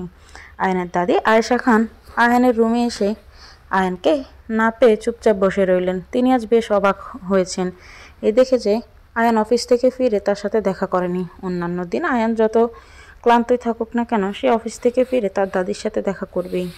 এই একজনের সাথে সে বন্ধুর মতো ফ্রি, অনেক ক্ষেত্রে সে বন্ধুর চেয়ে বেশি ফ্রি। সে মানুষটির সাথে আয়ান আজ দেখা করেনি, এটা তার দাদির নিকট বড্ড অদ্ভুত ঠেকেছে। শাওয়ারের পুরোটা সময় আয়ান মৌকে নিয়ে ভেবেছে। যতই সময় গড়িয়ে যাচ্ছে ততই তার রাগ কমে আসছে, এবং ততই সে উপলব্ধি করতে পারছে মৌয়ের সাথে অতটা খারাপ ব্যবহার করা ঠিক হয়নি। এসব ভাবতে ভাবতে ওয়াশরুম থেকে বেরিয়ে এলো সে। রুমের চেয়ারে আয়শা খানকে দেখতে পেয়ে ছোট্ট করে হাসি দিল আয়ান। হালকা বেজা তোয়ালের বিছানায় ছুঁড়ে মেরে সে তার দাদির সামনে দু পা ভাঁজ করে বসে পড়ল। মৃদু হেসে জিজ্ঞেস করলো, কি ব্যাপার বিউটি কুইন, আজ এই সময় আমার রুমে? কি চিন্তা করে? আয়েশা খান আয়নের দিকে তাকিয়ে স্বাভাবিকভাবে তার কপালের সামনে আসা চুলগুলোকে উল্টো হাতে পিছন দিয়ে বলল, আজকে তুই আমার সাথে দেখা করতে এলি না যে? আয়ন কিছু না বলে আয়েশা খানের পায়ের উপর মাথা দিয়ে তীক্ষ্ণ স্বরে বলল, মুডটা প্রচণ্ড খারাপ ছিল। অন্যান্য দিনের চেয়ে আজকের মাথাটা একটু বেশি গরম হয়ে গিয়েছিল। আয়েশা খান আয়নের ভেজা চুলগুলো আলতো হাতে নেড়ে ছেড়ে দিতে দিতে জিজ্ঞেস করলেন, কেন, আজকে এত কী হয়েছিল?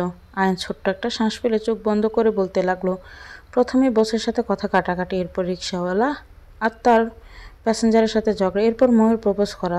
আয়নকে পুরো কথা শেষ করতে না দিয়ে আয়েশা খান চকিত স্বরে জিজ্ঞেস করলেন, একদম শেষে কি বললি? আয়ন মাথা তুলে তার দাদির দিকে তাকালো। সে জানতো তার দাদি ময়ূর প্রপোজ করার বিষয়টা শুনে বেশ অবাক হবে এবং পুরো ঘটনা বলার পর যে তিনি আয়নের উপর খুব রাগ দেখাবে সেটাও আয়ন জানে। সে কয়েক সেকেন্ড তার দাদির দিকে তাকিয়ে রয়ে স্বাভাবিক কণ্ঠে বলল, মো আজকে আমাকে প্রপোজ করেছিল। মুহূর্তে আয়েশা খানের চেহারায় চরম উত্তেজনা দেখা মিলল। তিনি অতি উৎফুল্ল সহিত কণ্ঠে বিস্ময় প্রকাশ করে বললেন, সত্যি বলছিস? আয়ন নির্বিকার ভঙ্গিতে বলল, হুম। আয়েশা খান আবার কৌতূহলী হয়ে জিজ্ঞেস করলেন, তুই কি জবাব দিয়েছিস? আয়ান ছোট্ট একটা নিঃশ্বাস ফেলে বলল, রিজেক্ট করে দিয়েছি। মুহূর্তে আয়েশা খানের চেহারা লেপ্টে থাকা সকল খুশি কৌতূহল উবে গেল। তিনি ক্ষীণ স্বরে বললেন, কি কি হয়েছে আজকে, সবটা আমাকে বল, আমি শুনতে চাই। আয়ান ফোঁস করে নিঃশ্বাস ফেলে আজকের পুরো ঘটনা বলে ফেলল। তার কথা শুনে আয়েশা খান স্তম্ভিত হয়ে পড়ল। মুখ দিয়ে একটু শব্দ বের করতে পারছে না তিনি। কিছুক্ষণ নির্লিপ্ত চাহনিতে আয়নের দিকে তাকিয়ে থেকে তিনি ঠান্ডা স্বরে বললেন, তোর মতো বেয়াদব ছেলে দুনিয়ায় হয়তো দ্বিতীয়টা নেই। তোকে নিজের নাতি বলে পরিচয় দিতে বিবেকে বাচ্চা আমার। এই বলে আয়েশা খান চেয়ার ছেড়ে উঠে দাঁড়ালেন। আয়ান নিজের দাদির মুখে এমন কথা শোনার জন্য মোটেও প্রস্তুত ছিল না। শেষের কথাটি তার বুকে গিয়ে বাঁধল। সে জানে তার দাদি তাকে একটু বকাঝকা করবে, তবে এমন কিছু কড়া কথা বলবে তা সে জানত না।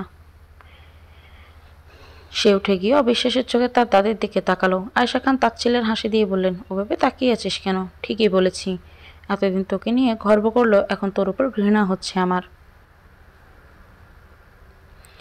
আয়ান হতভম্ব হয়ে বলল, এমনটা বলতে পারলে দাদি? আয়েশা এখন ক্ষুব্ধ গলায় বললেন, তুই মুখে সবার সামনে ওভাবে অপমান করতে পারলে আমি চার দেয়ালের মাঝে তোকে এমন বলতে পারবো না? অবশ্যই বলতে পারবো। তোর দ্বারা এমন কিছুই আশা করিনি আয়ান। আমার নাতি আমার গর্বের কারণ ছিল, তবে একটা মেয়েকে এভাবে অপমান করায় সে এখন আমার কাছে লজ্জার মুখ ঢাকার কারণ হয়ে গিয়েছে। এই বলে আয়েশা খান চলে যেতে নিলেন, কিন্তু আয়ান তার হাত ধরে পথ আটকে ফেলল। কাতর গলায় বলল, দাদি তুমি আমার রাগ সম্পর্কে অবহিত, তারপরে কথা বলছ? আয়েশা খান প্রচণ্ড রাগে আয়ানের হাত ঝামটা মেরে সরিয়ে দিয়ে বললেন, তোর এই রাগে তোকে একদিন নিঃস্ব করে দিবে আয়ান। রাগ উঠেছে বলে তুই এভাবে কথা বলবি ময়ের সাথে? নম্রতার সাথে কিভাবে কথা বলতে হয় তা তুই জানিস না? দাদির কথা শুনে আয়ান মাথা নিচু করে ফেলল। আয়েশা খান আবারও বললেন, এত রাগ ভালো না রে আয়ান। তোর এত রাগ দেখলে মনে হয় তুই রাগের বশে কারো খুন করতেও পিছু পা হবি না। আয়ান অবিশ্বাসের চোখে তার দাদির দিকে তাকালো। আয়েশা সেদিকে তোয়াক্কা না করে ঠান্ডা স্বরে বললেন, ময়ের কাছে আজকে এমন কি এখনই গিয়ে মাপ চাইবি? ও যদি মাপ করে তবেই আমার সামনে আসবি তুই, এর আগে না। এই বলে আয়েশা খান আর এক মুহূর্ত আয়ানের রুমে দাঁড়িয়ে না থেকে চলে গেলেন। তিনি চলে যেতে আয়ান অনেকটা নিঃশব্দ রুমের দরজা লাগিয়ে বিছানার উপর ধপ করে বসে পড়ল। প্রচণ্ড অনুশোচনায় ভুগছে সে। ময়ের সাথে অকারণে যে সে খুব খারাপ ব্যবহার করে ফেলেছে তা এখন হাড়ে হাড়ে টের পাচ্ছে। তার ভেতরের এই মুহূর্তে জ্বলে পড়ে যাচ্ছে। নিজের বিবেকের উপর সন্দেহ হচ্ছে, আসলে কি সে বিবেকবান মানুষ নাকি একজন রকচটা বিবেক বর্জিত মানুষ? আয়ন সবসময় সব মেয়েকে সম্মান করে এসেছে। হ্যাঁ, মো এবং অহনাকে সে সেক্ষেত্রে বেশ বকাঝকা করে, তবে সবার সামনে অপমানিত কখনোই করেনি সে। এই প্রথম সে এত জঘন্য একটা কাজ করে বসলো। এই জন্য সে নিজেই দায়ী। নিজের এই অবাধ্য রাগের উপর কখনোই সে নিয়ন্ত্রণ পায় না, এজন্য অনেক অঘটন ঘটিয়ে ফেলে সে। তবে এ নিয়ে প্রায়শ্চিত্তও করে সে, কিন্তু প্রায়শ্চিত্ত করতে বড্ড দেরি করে ফেলে সে। আয়ন ভাবছে আদৌ কি রাগের উপর কখনো নিয়ন্ত্রণ পাবে সে, নাকি সারা জীবন তার রাগের দ্বারা মানুষগুলোকে কষ্টই দিয়ে চলবে? কবে তার ক্রোধ নেমে যাবে? কবে সে একজন বিবেকবান মানুষে পরিণত হবে? আয়ন আর পারল না। প্রচণ্ড রাগে বিছানার চাদর এক হাত দিয়ে উঠিয়ে পাশে ছুঁড়ে মারল। নিজের উপর বাধাহীন রাগ হচ্ছে তার। এই মুহূর্তে তার মন চাইছে সবকিছু ভাঙচুর করতে। তবে চোখ বন্ধ করে জোরে জোরে কয়েকটা শ্বাস টেনে নিজেকে যথাসম্ভব শান্ত করার চেষ্টা করলো। রাগের বশে আর কিছুই করবে না সে, নিজেকে শুধরে নিতে চেষ্টা করবে, নিজেকে নিয়ন্ত্রণ করতে চেষ্টা করবে। তবে এসবের আগে সে সিদ্ধান্ত নিল ময়ের কাছে মাপ চাইতে হবে। যতক্ষণ পর্যন্ত সে ময়ের কাছে মাপ চাইবে না ততক্ষণ পর্যন্ত তার আত্মগ্লানি কমবে না, এবং ততক্ষণ পর্যন্ত তার দাদি তার সাথে কথাও বলবে না। এটা সে কিছুতেই সহ্য করবে না যে তার দাদি সাথে সাথে কথা বলবে না। যেভাবে হোক ময়ের কাছে ক্ষমা চাইতেই হবে, কারণ ভুলটা ময়ের নয়, ভুলটা আয়ানের। আয়ান পারত শান্তভাবে মানা করে দিতে, কিন্তু প্রত্যার মস্তিষ্কে এঁটে বসেছিল সেই মুহূর্তে। এজন্য কি দিয়ে কি বলেছে তা নিয়ে তখন ভাবেনি সে, তবে এখন ভাবছে সে। আয়ান লম্বা লম্বা কয়েকটা শ্বাস টেনে নিয়ে ব্যালকনির দিকে পা বাড়ালো। এখান থেকে সুস্পষ্ট ময়ের রুম দেখা যায়। আফসার খান এবং জহির ইসলাম বাড়ির সামনাসামনি। রাস্তার এপাশ ওপাশ আফসার খানের বাড়িটি পুরনো আমলে ছোটোখাটো একটা ডুপ্লেক্স বাড়ি। আয়ানের দাদার আমলে এ বাড়ি বানানো হয়েছিল। সেখানে আফসার খান এবং তার ছেলে আয়ানের খানিক ছোটবেলা কেটেছেন। এদিকে জহির ইসলামের পিতৃসূত্রে পাওয়া জমিতে নিজের পরিশ্রমের টাকা বেশ সময় নিয়ে দোতলা একটা বাড়ি বানিয়েছেন, যার নিচতলায় 2 ইউনিটের ভাড়াটে থাকে এবং দ্বিতীয় তলার 2 ইউনিটে মিলে 1 ইউনিট বানানো বাসায় তিনি সহপরিবারে বাস করেন। সামনাসামনি 2 বাড়িতে থাকায় ক্লাস 5 থেকে আয়ান এবং মাহাতাবের বন্ধুত্ব গড়ে ওঠে। সেই সূত্রে অহনা এবং মৌয়ের বন্ধুত্ব গড়ে ওঠে। ব্যাস, এভাবে 2 পরিবারের মধ্যে আত্মীয়তার সম্পর্ক চেয়ে অনেক গভীর সম্পর্ক হয়ে যায়। জহির ইসলাম এবং আফসার খান যে এলাকায় থাকেন সে এলাকার আগে মোটামুটি ফাঁকা থাকলেও দিনকে দিন গিঞ্জি অঞ্চলে পরিণত হচ্ছে। এই সূত্র ধরেই অনুমান করা যায় দেশের জনসংখ্যা কী হারে বৃদ্ধি পাচ্ছে। আয়ন চুপচাপ গিয়ে ব্যালকনিতে দাঁড়িয়ে ময়ের রুমের দিকে উকিঝুঁকি দিল। না, মই এই মুহূর্তে রুমে নেই। তাহলে কি সে ছাদে বা অন্য রুমে? ছাদে থাকতে পারে।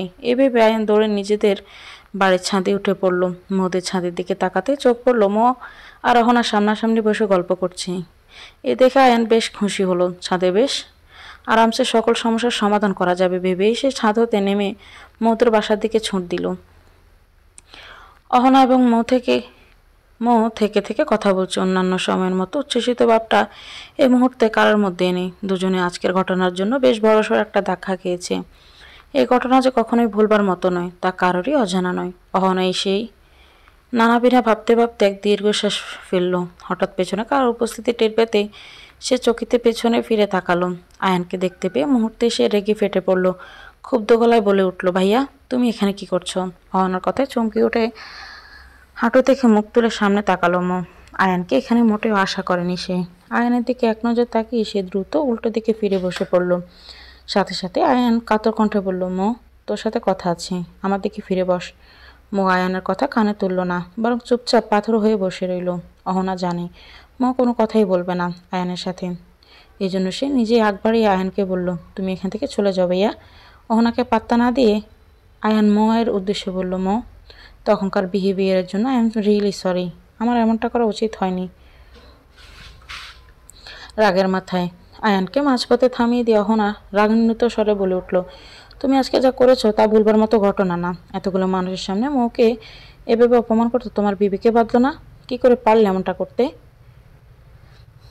আয়ান এবার অহনার দিকে ফিরে বলল, আমার ভুল হয়ে গিয়েছে ওহু। তখন প্রচণ্ড রাগে ছিলাম বলে কি দিয়ে কি বলে ফেলেছি তা এক মুহূর্ত ভাবিনি আমি, কিন্তু পরে এ নিয়ে প্রচণ্ড গিল্টি ফিল করেছি। অহনা তাচ্ছিল্যের হাসি দিয়ে বলল, তোমার গিল্টি ফিলও হয় ভাইয়া? আমার তো জানা ছিল না, আজকে জানলাম, ভালো লাগলো জেনে। তবে তোমার এই গিল্টি ফিলিংসের কোনো কাজ নেই এখানে, তুমি যেতে পারো। আয়ান আবারও কাতর গলায় বলল, ওহু তুই তো আমার রাগ সম্পর্কে অবহিত, তারপরে এমনটা বলছিস কেন? রাগের মাথায় বলা কথাগুলো মনে নিতে হয় না। সিরিয়াসলি ভাইয়া, এই রাগের মাথায় বলা কথাগুলো একজনকে পুরোপুরি ভেঙে দেওয়ার পরও বলছো এসব মনে নিতে হয় না? মো তোমাকে ভালোবাসে। কথাটা সম্পূর্ণ শেষ করার আগে মো অহনার হাত ধরে ফেলল, যার অর্থ আয়ানকে এ ব্যাপারে কিছুই না বলতে। ময়ের ইশারায় অহনা চুপ হয়ে দাঁড়িয়ে রইল। আয়ানকে অনেক কথা শুনিয়ে দিতে মন চাইছে তার, কিন্তু মো তাকে চুপ থাকতে বলেছে। এই জন্য অনিচ্ছা সত্ত্বেও তাকে চুপ থাকতে হবে, যদিও তার পুরো শরীর রাগে থরথর করে কাঁপছে। আয়নের সাথে ঝগড়া করতে তার গলা নিষ্পিস করছে, তবুও সে এসবের কিছুই করবে না। আয়ন কিছুক্ষণ নিশ্চুপ দাঁড়িয়ে থেকে আবারও বলল, মো আই এম রিয়েলি সরি, আমাকে মাফ করে দে প্লিজ। আমি নিজের ভুল বুঝতে পেরেছি। এমনটা আয়ান মাঝপথে থামিয়ে দিয়ে মন নিজ অবস্থান অটল থেকে কাটা কাটা গলায় বলল, আমি আয়ান নামের কাউকে চিনি না, অর্থাৎ আয়ান নামের মানুষটা আমার কাছে অপরিচিত। আর আপনি অপরিচিত মানুষের সাথে কথা বলতে পছন্দ করি না, এদের সাথে মনোব্রত পালন করতে বেশি পছন্দ করি আমি। এছাড়া আয়ান নামের কেউ থেকে থাকলে অতি সত্বরে যেন সে চলে যায়। এখানে দাঁড়িয়ে থেকে কোনো লাভ নেই, কারণটা কিছুক্ষণ আগে জানানো হয়েছে। ময়ের কথা শেষ হতে অহনা আয়ানকে চলে যেতে ইশারা করলো। ময়ের শক্ত গলায় বলা প্রতিটা কথা শুনে সে বুঝতে পারলো এই মুহূর্তে এখানে দাঁড়িয়ে থেকে কোনো কাজ নেই। মো যে তার সাথে আর কথা বলবে না তা সে বেশ ভালোভাবে জেনে গিয়েছেন। আয়ান নিরুপায় হয়ে দুর্বল পায়ে ছাদের দরজার দিকে পা বাড়ালো। ছাদ হতে নেমে দুশিনী এগুতে এসে ময়ের ফোলা ফোলা রক্তবরণের চোখগুলো দেখতে পেল। মুহূর্তে তার বুকের ভেতর কেমন মোচড় দিয়ে উঠল। অদ্ভুত তো, জহির ইসলামের বাসায় মেহমানদারির তোড়জোড় চলছে। নানা পদে রান্নাবান্না করে ডাইনিং টেবিলে প্রায় ভরিয়ে তুলেছেন অবন্তিকা ইসলাম। সকাল থেকেই তনিমা খান, অহনা এবং জান্নাত তাকে সাহায্য করছেন। সকলের মধ্যে ব্যাপক উৎসাহের দেখা মিলছে। এবারের মেয়েকে দেখতে আসবে বলে কথা। মাহাতাবাজ দুপুরের মধ্যে অফিস থেকে ছুটিতে ফিরবে, সাথে আয়ানকেও নিয়ে আসবে সে। জহির ইসলাম অতি খুশিতে সকাল হতে এ পর্যন্ত 3-4 বারেরও বেশি সময় ছেলেপক্ষকে ফোন করেছে তারা কখন আসবে। কত দূর এসব নিয়ে প্রচণ্ড ব্যস্ত হয়ে পড়েছেন তিনি। এত ব্যতিব্যস্ত হওয়ার ফলে ওনার প্রেশার স্বাভাবিকের চেয়ে খানিকটা উপরে উঠেছে। এ নিয়ে পর আফসার খান ওনাকে শান্ত হতে বলেছেন, কিন্তু ওনাকে কিছুতেই শান্ত করে বসিয়ে রাখা যাচ্ছে না। মেয়ের বাবা বলে কথা। জানালার গ্রিলে মাথা ঠেকে বসে আছে মো। চেহারায় তার উদাসীনতার ভাব স্পষ্ট, তবে হৃদয় তৈরি হওয়ার ক্ষতটা কারোর নিকটেই স্পষ্ট না। এই ক্ষতটার বোঝা একমাত্র সেই বয়ে বেড়াচ্ছে ভেতরে ভেতরে। সে কীভাবে সমাপ্ত হচ্ছে তার বর্ণনা কাউকেই বলতে পারেনি, বরং মুখ বুজে সে সহ্য করে নিয়েছে। আজ 2 দিন হলো আয়ানের সাথে কোনোরূপ কথাবার্তা বলে না সে। এমনকি এই 2 দিন আয়ানের সম্মুখীনও হয়নি সে, কারণ সে এতটাও সাহসী নয় যে আয়ানের মুখোমুখি হয়ে প্রতিটা মুহূর্তে নিজেকে দুর্বল হতে দিবে। আয়ানকে সে ভালোবাসে, তবে নিজের আত্মসম্মানের চেয়ে বেশি নয়। 2 দিন আগে আয়ান যেভাবে মৌকে অপমান করেছিল তাতে মৌয়ের আত্মসম্মানে প্রচণ্ড আঘাত লেগেছিল। তখনই সে সিদ্ধান্ত নেয় আয়ানকে চিরতরে নিজের মন থেকে উঠিয়ে দেবে। আয়ান নামক কোনো ব্যক্তিকেই সে মনে রাখবে না। সে মুহূর্তে এসব সিদ্ধান্ত নেওয়া সহজে মনে হলেও পরে এসে এই সিদ্ধান্তে অটল থাকা তার জন্য সহজ হয়ে উঠছে না। রোজ রোজ আয়ানকে দেখা, নানা বাহানায় আয়ানের সাথে কথা বলা, মাঝে মধ্যে ইচ্ছে করে আয়ানের শাসন শোনা, এসব বইয়ের নিত্যদিনের এক অভ্যাসে পরিণত হয়েছিল। অথচ নিয়তির খেলায় সে অভ্যাস এখনই এই মুহূর্তে ত্যাগ করতে হবে, এমন একটি পরিস্থিতি তৈরি হয়ে গিয়েছে তার জন্য। কিন্তু এত বছর অভ্যাস কি 2 দিনের মুছে ফেলা যায়? উত্তর হলো না। এ ধরনের অভ্যাসগুলো মন মস্তিষ্ক থেকে মুছে যেতে অনেক সময়ের প্রয়োজন, কিন্তু সেই সময় তো নেই ময়ের। এতটা সময় নিয়ে ফেললে তো নিজের সমাপ্তি দেখতে পাবে না। চোখের কোল ঘেঁষে লেপ্টে থাকা নুনাজলের অংশ বিশেষ মুছে আকাশপানে তাকিয়ে রইল মো। মাঝে মাঝে শ্বাস নিতেও কষ্ট হচ্ছে তার। বেঁচে থাকার প্রয়োজনীয় অক্সিজেনকেও ক্ষেত্রবিশেষে তার নিকট বোঝা মনে হচ্ছে। ছোট্ট একটা চাপা দীর্ঘশ্বাস ফেলে সে বাসার সামনে রাস্তা দিয়ে তাকালো। আয়ান এবং মাহাতাব একত্রে হেঁটে আসছে। দুজনের মাঝে চলছে জরুরি বিষয়ে কথাবার্তা। মো দৃষ্টি জোড়া আয়ানের উপর পড়তে চট করে সে চোখ বন্ধ করে নেয়। তার মনোজগতে উকি দেয় কিছু প্রশ্ন, কিছু কথা। কাউকে ভালোবাসা এতটা কষ্ট দেয় কেন? কেন সারা জীবন সুখে রাখে না এই ভালোবাসা? এত কিছু জানার পরেও আমার সেই ভালোবাসার পিছনে কেন ছুটে যাই? সবটা জানার পরেও ক্ষণিকের সুখের আশায় ভালোবাসার নামক মরীচিকার পিছনে ছুটে যাই আমরা, এবং সেখানে দেখা মিলে শুধু কষ্ট আর কষ্ট। কষ্ট ব্যতীত সুখকর অনুভূতি নেই বললেই চলে। হঠাৎ দরজার ওপাশ হতে জান্নাতের কণ্ঠস্বর শুনে ভালো মতো চোখের আশেপাশ মুছে নিল মৌ। ওড়না দিয়ে ঠিক করে চেয়ার ছেড়ে উঠে দাঁড়িয়ে পড়ল সে। অতি সন্তর্পণে দরজা খুলে জান্নাতের দিকে তাকিয়ে মুচকি হেসে ভিতরে চলে এলো সে। ময়ের উদাস চেহারা জান্নাতের দৃষ্টিগোচর হতেই ছোট্ট একটা নিঃশ্বাস ছাড়ল সে। তার পিছু পিছু অহনা ময়ের রুমে এসে উপস্থিত। মৌ বিছানায় বসে পড়ার সাথে সাথে অহনা দরজা বন্ধ করে দিয়ে ময়ের পাশে বসে পড়ল। জান্নাতও ময়ের অপর পাশে বসেছে। অহনা ময়ের হাত নিজের হাতের মুঠোয় নিয়ে নরম সুরে জিজ্ঞেস করলো, কেমন লাগছে? মৌ মাথা তুলে হালকা হাসি দিল, যে হাসিতে নেই কোনো আনন্দ, শুধু লুকিয়ে আছে কষ্ট। অহনার বুকটা কষ্ট মোচড় দিয়ে উঠল। ক্ষীণস্বরে সে বলল, বিয়েতে রাজি হওয়া কি এতটাই দরকার ছিল? ময়ের মাথা নিচু করে অহনার হাতে নিজের হাত ছাড়িয়ে নিল। ছোট ছোট পা ফেলে জানালার কাছে এসে আকাশপানে চেয়ে রইল সে। কিছুক্ষণ বাদে উদাস গলায় বলল, আয়ান ভাইয়াকে ভুলে যাওয়ার সবচেয়ে সহজ উপায়ের মধ্যে একটা এটা। ভাগ্য কিছুটা সহায় বলেই এমন সময়ে আমার জন্য বিয়ের প্রপোজালটা আসে। আর একদিন না একদিন তো বিয়ে করতেই হবে আমাকে, তো এখনই কেন নয়। অহনা এবং জান্নাত দুজনেই বিছানা ছেড়ে উঠে এসে ময়ের পাশে দাঁড়ালো। জান্নাত ময়ের কাঁধে হাত রেখে বলল, জানি তোমাকে একদিন না একদিন বিয়ে করতেই হবে, কিন্তু একটু সময় তো নিতে পারতে। দুদিন আগেই এত কিছু হয়ে গেল, নিজেকে সামলিয়ে নিতে একটু সময় তো নিবে।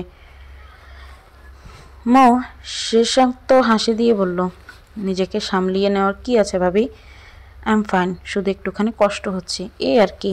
অহনা কণ্ঠে চাপা রাগ দেখিয়ে বলল, একটু কষ্ট? আমাদের কি অবুঝ মনে হয় তোর? গত দুদিন ধরে কেঁদে কেটে চোখ ফুলিয়ে ফেলেছিস, আর আমাদের বলছিস একটু কষ্ট? ভাইয়ের প্রতি এমন রাগ কখনোই হয়নি আমার, আমি মেনে নিতেই পারছি না। অহনাকে মাঝপথে থামিয়ে দিয়ে মোর শান্তস্বরে বলল, ফার্স্ট ইজ ফার্স্ট। আমার মনে হয় আজ হতে এসব বিষয় নিয়ে আলোচনা না করাই ভালো। আমার খুশির জন্য অন্তত চুপ থাকো। ভাবি, তুমি এ ব্যাপারে কিছুই বলবে না আমাকে? আব্বু আম্মু আর ভাইয়া ভেবেচিন্তে হৃদয়ের সাথে আমার বিয়ে ঠিক করেছে, আমি তাদের সিদ্ধান্তে খুশি। আর বাবা মা তো কখনো সন্তানের খারাপ চাইবে না, তাই না? হৃদয়ের সাথে বিয়েতে আমার দ্বিমত নেই। যতদূর শুনেছি হৃদয় অনেক ভালো ছেলে। হ্যাঁ, তাকে আমি ভালোবাসি না, হয়তো কখনো বাসতে পারবও না, কারণ একবার যে পথে গিয়ে কষ্ট পেয়েছি সে পথে ভুলেও দ্বিতীয়বার পা বাড়াবো না আমি। ভালোবাসা ছাড়াও তো সংসার করা যায়, আমি সেটাই করব। এই জন্য প্লিজ তোমরা দুজনে এই বিষয়ে আমাকে আর কিছুই জিজ্ঞাসা করবে না, ওকে? এই বলেই মো দুহাতের আঙুল দিয়ে বেশ জোর লাগিয়ে চোখের পানি মুছে ফেললো। জান্নাত এবং অহনা হালকা হেসে বলল, ওকে, আর কখনোই বলবো না। তিনজনের ঠোঁটের কোণেই আবার দেখা মিলল মৃদু হাসির ছোঁয়া। কিছুক্ষণ বাদে জান্নাত বলল, তোমাকে রেডি করিয়ে দিতে এসেছিলাম, আর কিছুক্ষণের মাঝে হয়তো হৃদয়ের ফ্যামিলি চলে আসবে। তুমি ওয়াশরুমে গিয়ে একটু ফ্রেশ হয়ে নাও। মো কোনোরূপ প্রত্যুত্তর না দিয়েই মৃদু হাসির বিনিময় করে ওয়াশরুমে চলে গেল। মেয়ে তো মাশাল্লাহ অনেক সুন্দর, মেয়ের ছবি দেখে পছন্দ হয়ে গিয়েছিল আমার, এখন সামনাসামনি দেখে তো মন চাইছে আজই আমাদের বাড়ির বউ করে নিয়ে যাই। শায়লা বেগমের কথা শেষ হতে ড্রয়িং রুমে ছোটোখাটো একটা হাসির রোল পড়ে গেল। অবন্তিকা ইসলাম বললেন, মেয়ে তো এখন থেকে আপনাদেরই, আগামী শুক্রবার কাগজে কলমে একদম আপনাদের বাড়ির বউ হয়ে যাবে সে। অবন্তিকা ইসলামের কথা শেষ হতেই হৃদয়ের বাবা হারুন সাহেব বললেন, বিয়ের তারিখ তো সব ঠিকঠাক, তবুও ছেলে মেয়ে যদি একটু একা কথা বলে। জহির ইসলাম অতি উৎসাহের সহিত বললেন, জি জি, কেন নয়। জান্নাত, তুমি মোয়ার হৃদয়কে মোয়ের রুমে নিয়ে যাও, এখানে কথা বলো কোরা। জান্নাত হালকা হেসে বলল, আচ্ছা আব্বু, আমি নিয়ে যাচ্ছি ওদের। এই বলে সে মোকে উঠে আসতে ইশারা করলো। মো সোফা ছেড়ে উঠে আসতে হৃদয় তার পেছু পেছু চলে এলো। এদিকে আয়ন এতক্ষণ যাবৎ সম্পূর্ণ ঘটনা মনোযোগ সহকারে পর্যবেক্ষণ করছিল। ময়ের হুবু শাশুড়ির মুখে ময়ের এত শত তারিফ শুনে সে ময়ের দিকে ভ্রুকুটি করে তাকালো। জহুরি চোখে পর্যবেক্ষণ করতে শুরু করলো মোকে। আসলে কি মো এত সুন্দর নাকি? এই ভদ্র মহিলাই সব কিছু বাড়িয়ে বাড়িয়ে বলছেন। এটার জবাব খুঁজতে আইন সকলের চোখে পাকে দিয়ে মুখে দেখে চলেছিল। তবে এর মধ্যে বাগড়া দিয়ে দিলেন হারুন সাহেব। এভাবে হুট করে ছেলে মেয়েকে একা কথা বলতে দেওয়ার মানে কি? আয়ান এটা ভেবে পেল না। মো এবং হৃদয় ড্রয়িং রুম ছেড়ে চলে যেতে জহির ইসলাম আফসার খান এবং আয়ানকে হৃদয়ের পরিবারের সাথে পরিচয় করিয়ে দিলেন। এরপর পরই বিয়ের তারিখ এবং কতজন মেহমানকে দাওয়াত দিবেন সেসব নিয়ে আবার আলোচনা শুরু করে দিলেন। আয়ানও এই আলোচনায় যোগ দিল। তবে অফিস হতে একটা জরুরি ফোন আসে, সে আলোচনার মাঝেই উঠে চলে গেল। ড্রয়িংয়ে টই টই করে হাঁটতে হাঁটতে সে ফোনে কথা বলছিল। 5 মিনিট বাদে কথা শেষ হতেই তার চোখ আটকে গেল ময়ের রুমের ব্যালকনির দিকে। রুমে কেউ নেই, বরং ব্যালকনিতে হৃদয় আর মৌ পাশাপাশি দাঁড়িয়ে কথা বলছে। রুমের বাইরে দাঁড়িয়ে ময়ের রুমের ব্যালকনি সুস্পষ্ট দেখা যায়। এমনকি স্বাভাবিকের চেয়ে একটু জোরে কথা বললেই রুমের দরজা খোলা থাকলে বাইরে থেকে সব কথাই মোটামুটি শোনা যায়। আয়ান বাইরে দাঁড়িয়ে থেকে ব্যালকনি হতে হৃদয়কে দেখতে পেল, তবে মৌকে দেখতে পেল না, কারণ মৌ দেয়ালের ওপাশে রয়েছে। আয়ান কি মনে করে রুমের বাইরেই দাঁড়িয়ে রইল। তার তীক্ষ্ণ দৃষ্টি জোড়া আবদ্ধ রইল হৃদয়ের উপর। চিপচিপে গরনের ছেলেটার মধ্যে ভদ্রতার এক প্রতীকের দেখা মিলে। চেহারা দেখলে সকলে বলে দিতে পারবে হৃদয় নামে ছেলেটি বেশ ভদ্র। তবে আয়ান এই ভদ্রতার ট্যাগের সাথে আরেকটা ট্যাগ যুক্ত করতে চাইছে। সে ট্যাগটা হাবাগোবা নামের ট্যাগ। অন্য কারোর কি মনে হয় সেটা আয়ান জানে না, তবে হৃদয়কে দেখে তার প্রথমে যা মনে পড়ে তা হলো হৃদয় বেশ হাবাগোবা ধরনের ছেলে। এরপরে সে উপস্থিত হয় ভদ্রতার কথা। হৃদয় এই মুহূর্তে দুহাত সামনের দিকে একত্র করে দাঁড়িয়ে আছে, মাঝে মধ্যে অভ্যাসগত গালের দাঁড়ি হালকা করে চুলকিয়ে নিচ্ছে সে। এ দেখে আয়ন হালকা হেসে স্বরগতিতে বলল, I think mo deserve a better guy. Ayan আরও কয়েক সেকেন্ড হৃদয়কে পর্যবেক্ষণ করলো, এরপর চলে যেতে নিলে হৃদয় তাকে দেখে ফেলে। আরেক দফা ভদ্র হওয়ার চেষ্টা করার জন্য আয়নকে ব্যালকনি হতে ডাক দিল হৃদয়। আরে ভাইয়া, আপনি ওখানে দাঁড়িয়ে আছেন কেন? এদিকে আসুন, পরিচিত হই। আয়ন চাইলে হৃদয়কে নিষেধ করে দিতে পারত, তবে কথায় একটা বাধা অনুভব করলো সে। ঠোঁটের কোনো ভদ্রতাজনক হাসি এনে নিয়ে সে রুম পেরিয়ে ব্যালকনিতে চলে এলো। ব্যালকনির প্রশস্ততা বেশ ভালো দেখে সে হৃদয়ের পাশে এসে দাঁড়িয়ে পড়ল। এক ঝলক মুখে দেখে সে হালকা হেসে হৃদয়ের দিকে হাত বাড়িয়ে দিল কর্মমর্দের উদ্দেশ্য নিয়ে। হৃদয় হাতে গিয়ে করমর্দন করে নিজের পরিচয় দিয়ে আয়নের সাথে পরিচিত হয়ে নিল। এদিকে মৌ তার দৃষ্টিজোড়া দিয়ে রেখেছে ব্যালকনির বাইরে। আয়ন হুট করে আসে প্রচণ্ড বিরক্ত, রাগ এবং অস্বস্তি নিয়ে অভদ্রতার খাতিরে সে দাঁড়িয়ে রইল। এই মুহূর্তে হৃদয়ের প্রতি তার প্রচণ্ড রাগ হচ্ছে। কি দরকার আয়নকে এখানে ডাকার, যে আয়নকে সে এক মুহূর্তের জন্য চোখের সামনে সহ্য করতে পারে না। মৌ হাতের মুঠো শক্ত করে নিজের ভেতরকার সুপ্ত রাগ সংবরণ করার চেষ্টা করছে। এই বিষয়টা হৃদয়ের দৃষ্টি অগোচরে ঘটলেও আয়নের দৃষ্টির গোচরে ঠিকই রইল। সে জানে মৌ এই মুহূর্তে তাকে সহ্য করতে পারছে না। এ কারণটাও তার অজানা নয়। সে কারণকে পুরোপুরি মিটিয়ে দিতে দুদিনে অনেক চেষ্টা করেছে, তবে প্রতিবারই সে ব্যর্থ হয়েছে। মৌয়ের সাথে নানাভাবে কথা বলার চেষ্টা করলেও মৌ সেসবে তোয়াক্কাও করেনি, উল্টো তাকে উপেক্ষা করেছে মৌ। এই দুদিন যাবৎ আয়েশা খান এবং অহনা তার সাথে কথা বলেনি বললেই চলে, যদিও অহনা দু একটা কথা শুনিয়েছে আয়নকে, তবে আয়েশা খান এক শব্দও কথা বলেনি আয়নের সাথে। নিজের ভুলগুলোকে নিয়ে ভালো মতো ভাবনা চিন্তা করে প্রচণ্ড অনুশোচনায় ভুগছে আয়ান। আয়েশা খান, অহনা এবং মৌ এই তিনজনের উপেক্ষা তাকে ভেতরে ভেতরে কষ্টে শেষ করে দিচ্ছে, কিন্তু কাউকে মুখ ফুটে কিছু বলতে পারছে না সে, কারণ তার মস্ত বড় ভুলের শাস্তি এটা। এ পর্যন্ত যতবার সে মৌকে সরি বলার চেষ্টা করেছে, মৌ ততবার তাকে না শোনার না দেখার ভান করেছে। এই জন্য তার প্রচণ্ড রাগও উঠেছিল, তবে হাতের মুঠো শক্ত করে এবং জোরে জোরে শ্বাস নিয়ে অবাধ্য রাগ সংবরণ করা ছাড়া আর কোনো উপায় ছিল না তার কাছে। যে রাগের বয়সে এত বড় ভুল করা, সে রাগকে আবারও নিজের উপর প্রশ্রয় দেওয়া বোকামি ছাড়া আর কিছুই না। হঠাৎ হৃদয়ের করা এক প্রশ্নের আয়নের ধ্যান ফিরে এলো। হৃদয় খানিকটা ইতস্তভাবেই আয়নকে জিজ্ঞেস করলো, ভাইয়া একটা প্রশ্ন করব, কিছু মনে করবেন না তো? আয়ন হালকা হেসে বলল, আরে না, কি প্রশ্ন করার আছে বলো। হৃদয় মাথা চুলকে বোকাশোকা এক হাসি দিয়ে বলল, বিয়ের আগে একটা প্রশ্ন করে নেওয়া ভালো হবে আমার মনে হয়। এখনকার সময়ে এসব বেশ নর্মাল বলেই প্রশ্নটা করছি আপনাকে। আপনি কি কখনো মৌকে পছন্দ করতেন, বা আপনাদের মাঝে কি কখনো কিছু ছিল? হৃদয়ের প্রশ্ন মৌ বিস্ময় ভরা চাহনি নিয়ে তার দিকে তাকালো। হৃদয় যে এমন একটা প্রশ্ন করে বসবে তা সে কখনোই চিন্তা করেনি। এদিকে আয়ন কিছুটা ভেবাচাকা খেয়ে গেল হৃদয়ের এমন প্রশ্নে। সে আনমনে ভাবছে, এই প্রশ্নটার উত্তর দুজন মানুষের কাছে দুই ধরনের পাওয়া যাবে। তার কাছে জবাব হবে না, এবং ময়ের কাছে এর জবাব হবে হ্যাঁ। সুতরাং মানুষভেদে এই প্রশ্নের জবাব সত্য মিথ্যা হতে পারে। এই ভেবে আয়ন মাথা নামিয়ে হালকা হেসে দিল। বলা বাহুল্য, আয়নের হ্যাঁ হাসি হৃদয়ের মনে সন্দেহের বাতিক জাগিয়ে তুলল। তবুও সেই বিষয়ে পাশ কাটিয়ে নিজের করা প্রশ্নের জন্য তৈরি হওয়া অস্বস্তিকর পরিবেশ কাটাতে বললেন, কিছু মনে করবেন না ভাইয়া, আমি একটু খুঁতখুঁতে স্বভাবের তো, এই জন্য এ বিষয়ে আজই সরাসরি জিজ্ঞেস করলাম। আমার অফিসের দুজন কলিগ কেমন আছেন, যারা বিয়ের আগে নিজেদের পছন্দের মানুষের সাথে রিলেশনে ছিল, কিন্তু পরিবারের চাপে অন্য মেয়ের সাথে বিয়ে হওয়ার পরও তারা এদিকে রিলেশন চালিয়ে যেতে থাকে। এখন আমার পক্ষ থেকে এমন কিছুই হবে না। কিন্তু মৌ এতক্ষণ চুপচাপ সব সহ্য করলো, এখন মোটেও সেই হৃদয়কে সহ্য করতে পারল না। হৃদয় শেষের কথা যে তাকে ইঙ্গিত করেই বলা হয়েছে তা ধরে নিতে মৌয়ের সময় লাগলো না। সে ক্ষুব্ধ গলায় তেড়ে গিয়ে বলল, আপনি আমার উপর সন্দেহ করছেন? আপনার সাহস তো কম নয়। মৌয়ের তেজি কথাবার্তা শুনে হৃদয় ভয়ে চুপসে গেল, তবুও ঠোঁটের কোনো ভদ্রতাজনক হাসি এঁটে বলল, আপনি আমাকে ভুল বুঝছেন মৌ। আজকালের সময় এই রিলেশন থাকাটা অতি সাধারণ ব্যাপার হয়ে দাঁড়িয়েছে। এই জন্যই এমনটা জিজ্ঞেস করলাম আপনাকে। মৌ গরম চোখে একবার আয়নের দিকে তাকিয়ে পরক্ষণে হৃদয়ের দিকে তাকিয়ে দাঁতে দাঁত চেপে বলল, তাই বলো ওনার সাথে? আয়ন মৌয়ের রেগে যাওয়ার এবং হৃদয়ের প্রশ্ন শুনে হেসেই কুটি কুটি হয়ে যাচ্ছে, তবে সবটাই নিজের ভিতরে। চাওয়া সত্ত্বেও এই হাসি সে বাইরে দেখাতে পারছে না। এই প্রথম সে মৌকে ক্ষুব্ধ হতে দেখেছে। পূর্বে সে মৌকে নম্র অবস্থায় থাকতে দেখেছে, তবে আজ সম্পূর্ণ উল্টো, যেন বেজা বেড়াল আচমকা এক হিংস্র বাঘানিতে রূপান্তরিত হয়েছে। আয়ান নিজেই নিজেকে প্রশ্ন করল, ময়ের তাহলে এই দুই রূপ আছে, আগে তো কখনো দেখিনি। উত্তরটা আর হাতড়ে হাতড়ে খুঁজতে হলো না তাকে, কারণ ওদের উত্তরদাতা স্বয়ং তার সামনে উপস্থিত। হৃদয় কিছু বলতে যাবে এর আগে আয়ান প্যান্টের পকেটে দুহাত গুজে হালকা হেসে বলল, আরে ভাই, এমন কিছুই নেই আমাদের মাঝে, আপনি নিশ্চিন্ত থাকতে পারেন। এমন কিছু হলে কি ময়ের সাথে আপনার বিয়ে হতো নাকি? আমি ওকে বিয়ে করে নিতাম। এই বলে সে পরক্ষণেই জিভ কেটে বলল, আই মিন আমাদের ফ্যামিলি আমাদের বিয়ে দিয়ে দিত আর কি।